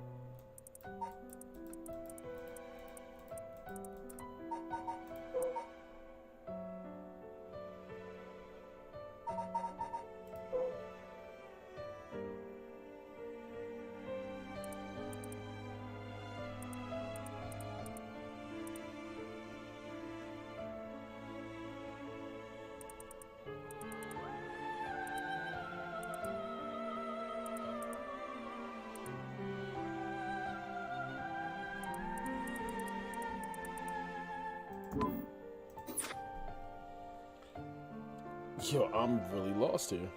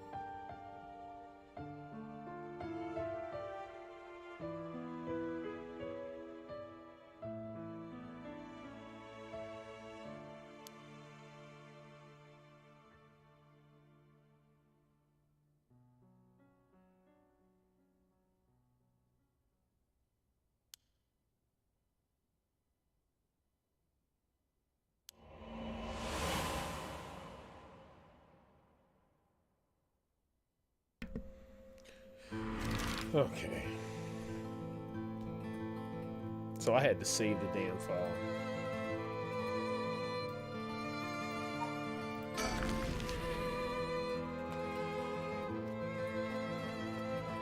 Are you feeling alright? Yeah, I'm fine. Actually, I feel a lot better. Guess I really wasn't feeling myself recently. Wait, feeling like myself recently. It was like there was a part of me that I had no control over her or something. Yeah, I think you're back to normal self now. I'm glad there weren't any problems. I wonder if Michio was able to find peace. I know she did. You don't have to worry about that. It seems that It seems that her regret was not being able to tell you what was going on and growing apart from you. Well, I guess I can forgive her for that. But there's still something bothering me. Really? Yeah, I wonder what this feeling is. It's like there's a piece of her that hasn't left yet. It may be an after effect. Maybe because you gave your stone to Chief Inspector Susumi? Doubt it. Having a cursed stone shouldn't have any effect on your body. But dealing with 4 curses sounds like a lot of stress. Good work, Chief. Someone's like a completely different person all of a sudden. But are you really sure about this? Having us arrest you once this is all over? You might be able to get your case treated as just an accident. That's fine. Treat me as the same as someone who used a cursed stone to kill someone. If anything, I should be thanking you for letting me go free until this is all over. So thanks, Chief.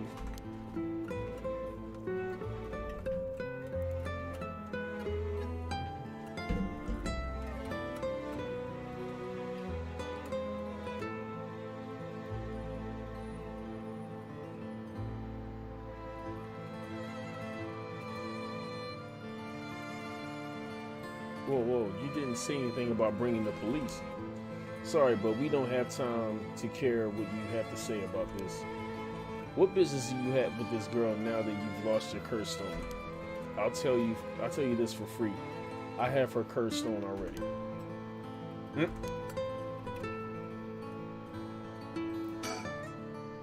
There's a lot of traffic around here and it's very noisy during the day. The amount of exhaust coming from cars is overwhelming. I hear it's not healthy. I don't have any ill intentions. I wanted to tell you that I want to help if you intend to resurrect Michio Shirashi. That was my intention from the beginning when I received the curse stone, my curse stone. And that's why I took your curse stone. Man, can't be too careful. Besides, what connection do you have with Michio Shirashi? Well, met once. I was so bad to hear the news of her death the other day. Met once? I see. Well, I'm sure it must have been painful for you, but do you think bringing back the dead will erase the fact that you hit her with your car? What? I'm sure that I have no idea what you're talking about. Oh, do you? Do you not? Turo's visibly shaking. That must mean there's some reason he didn't want the cops around. If you don't know, I'll tell you, and you'll let me ask you some questions in return. Did you just get your license recently? We found a van with bloodstains on it, you see. It's only a matter of time before we find who the owner is. What's that supposed to mean? Why don't you tell me a little bit more about your relationship with Michio Shirashi? Not only that, you killed someone with your curse stone, didn't you? Stop. Stay away from me.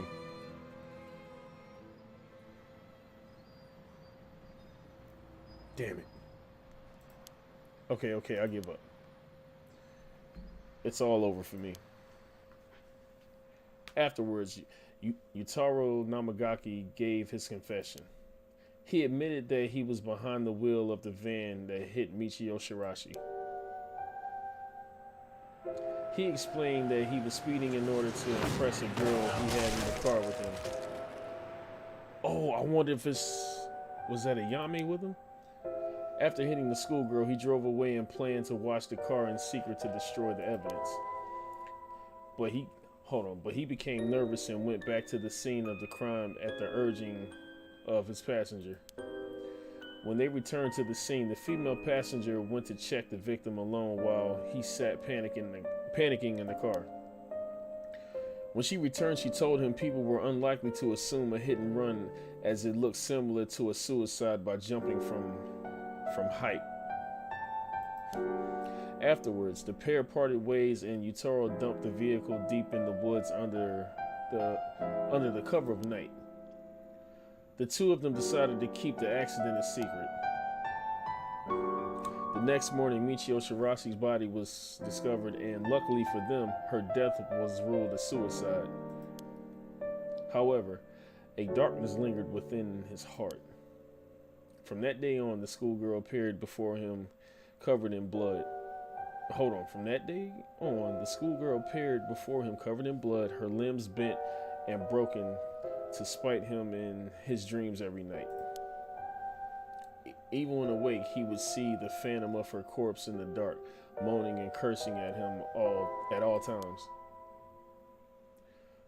Troubled by the constant hallucinations, it was only a number of days before he suffered a nervous breakdown. He couldn't bear hiding what he had done anymore and planned to turn himself in, but was stopped by the passenger from that night. It was then that he first heard rumors of the rite of resurrection. He thought that if he could resurrect the schoolgirl, that it would be like if the accident never happened. And with that, the darkness enshrouding his heart could disappear. From then on, he searched the areas associated with the 7 mysteries of Hanjo every night. And he received the curse of the foot-washing mansion as a result. I see. That's right. I'm not a bad man. I wanted to turn myself in. It was that girl who tempted me. Okay, calm down and listen, son.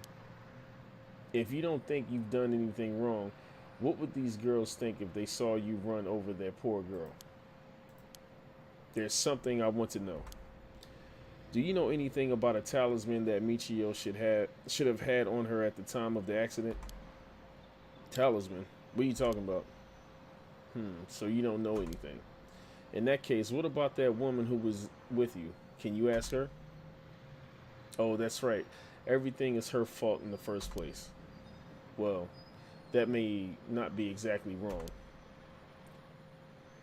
Just riding passenger in the car involved in an involuntary vehicular manslaughter isn't a crime in of itself. But according to your statement, she neglected her duty to seek aid and instigated you to neglect your duty to report the incident. And as if she took an article from the scene, she'd also be charged with theft. Ooh. I don't want that. Can you tell me who she is? You have no intent of hiding anymore, do you? Yeah, that's right. It's her fault. Do what you want with her. Do what you want with her. It's time for her to face what she's done. Oh, you ain't off the hook that easy. Yes! So it was her, Ayame. Her name is Ayame Tono. She's an art student I met in town.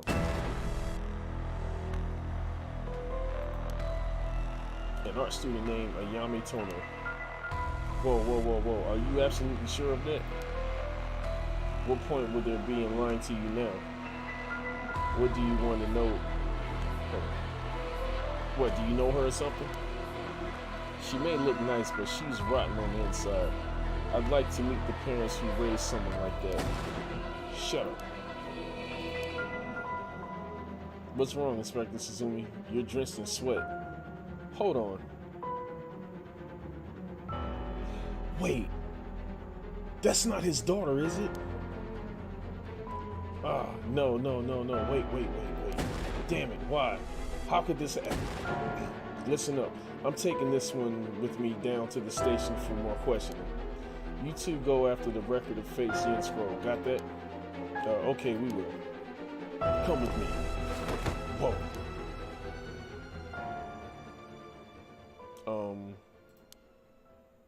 Let's get going. Yeah. Oh, snap.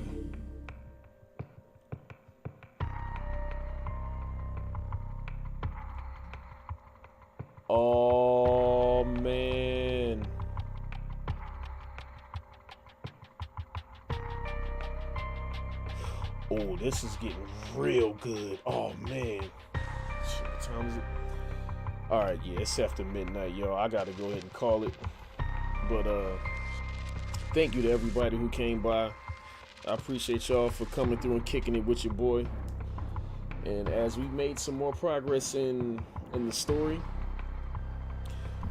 so I'll be back at it tomorrow night. Because as of right now, my schedule for streaming is Monday, Tuesday, and Friday. Yeah, every Monday, Tuesday, and Friday at 8, around 8 p.m. Eastern Time. 8 p.m. Eastern Time. So, with that being said, hold on. Before I get off, let's see.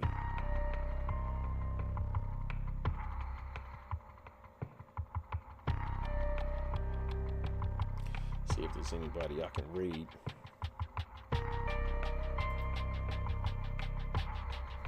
Tell you what. Whoops.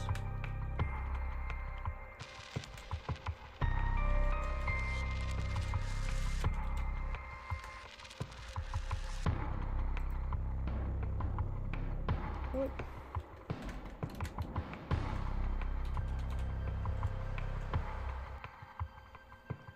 No. Log in.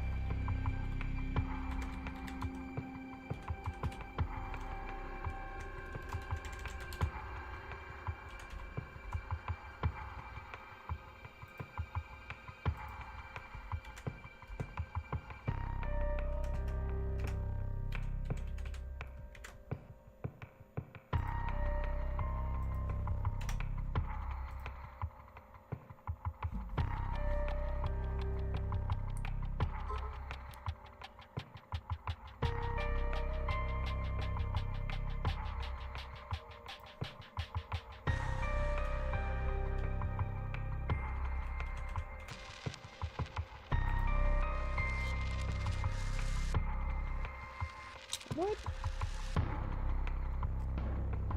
Oh.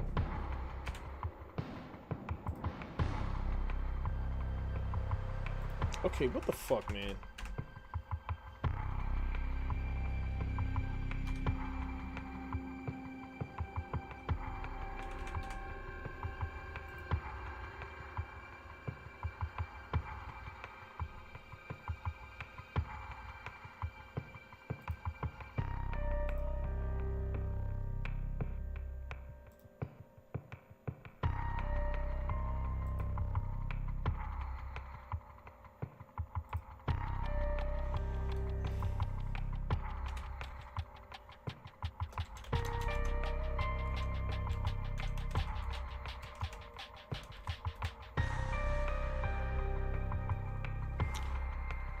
Okay, seriously, what the fuck is going on here, man?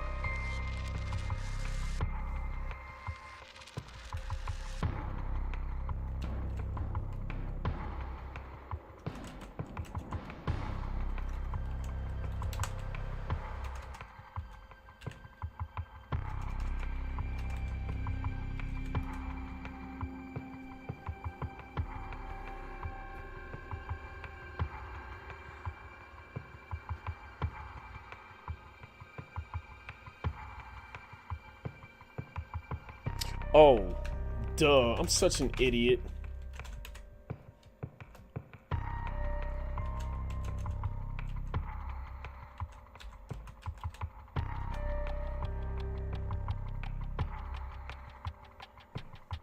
Alright, y'all. Y'all have a good night.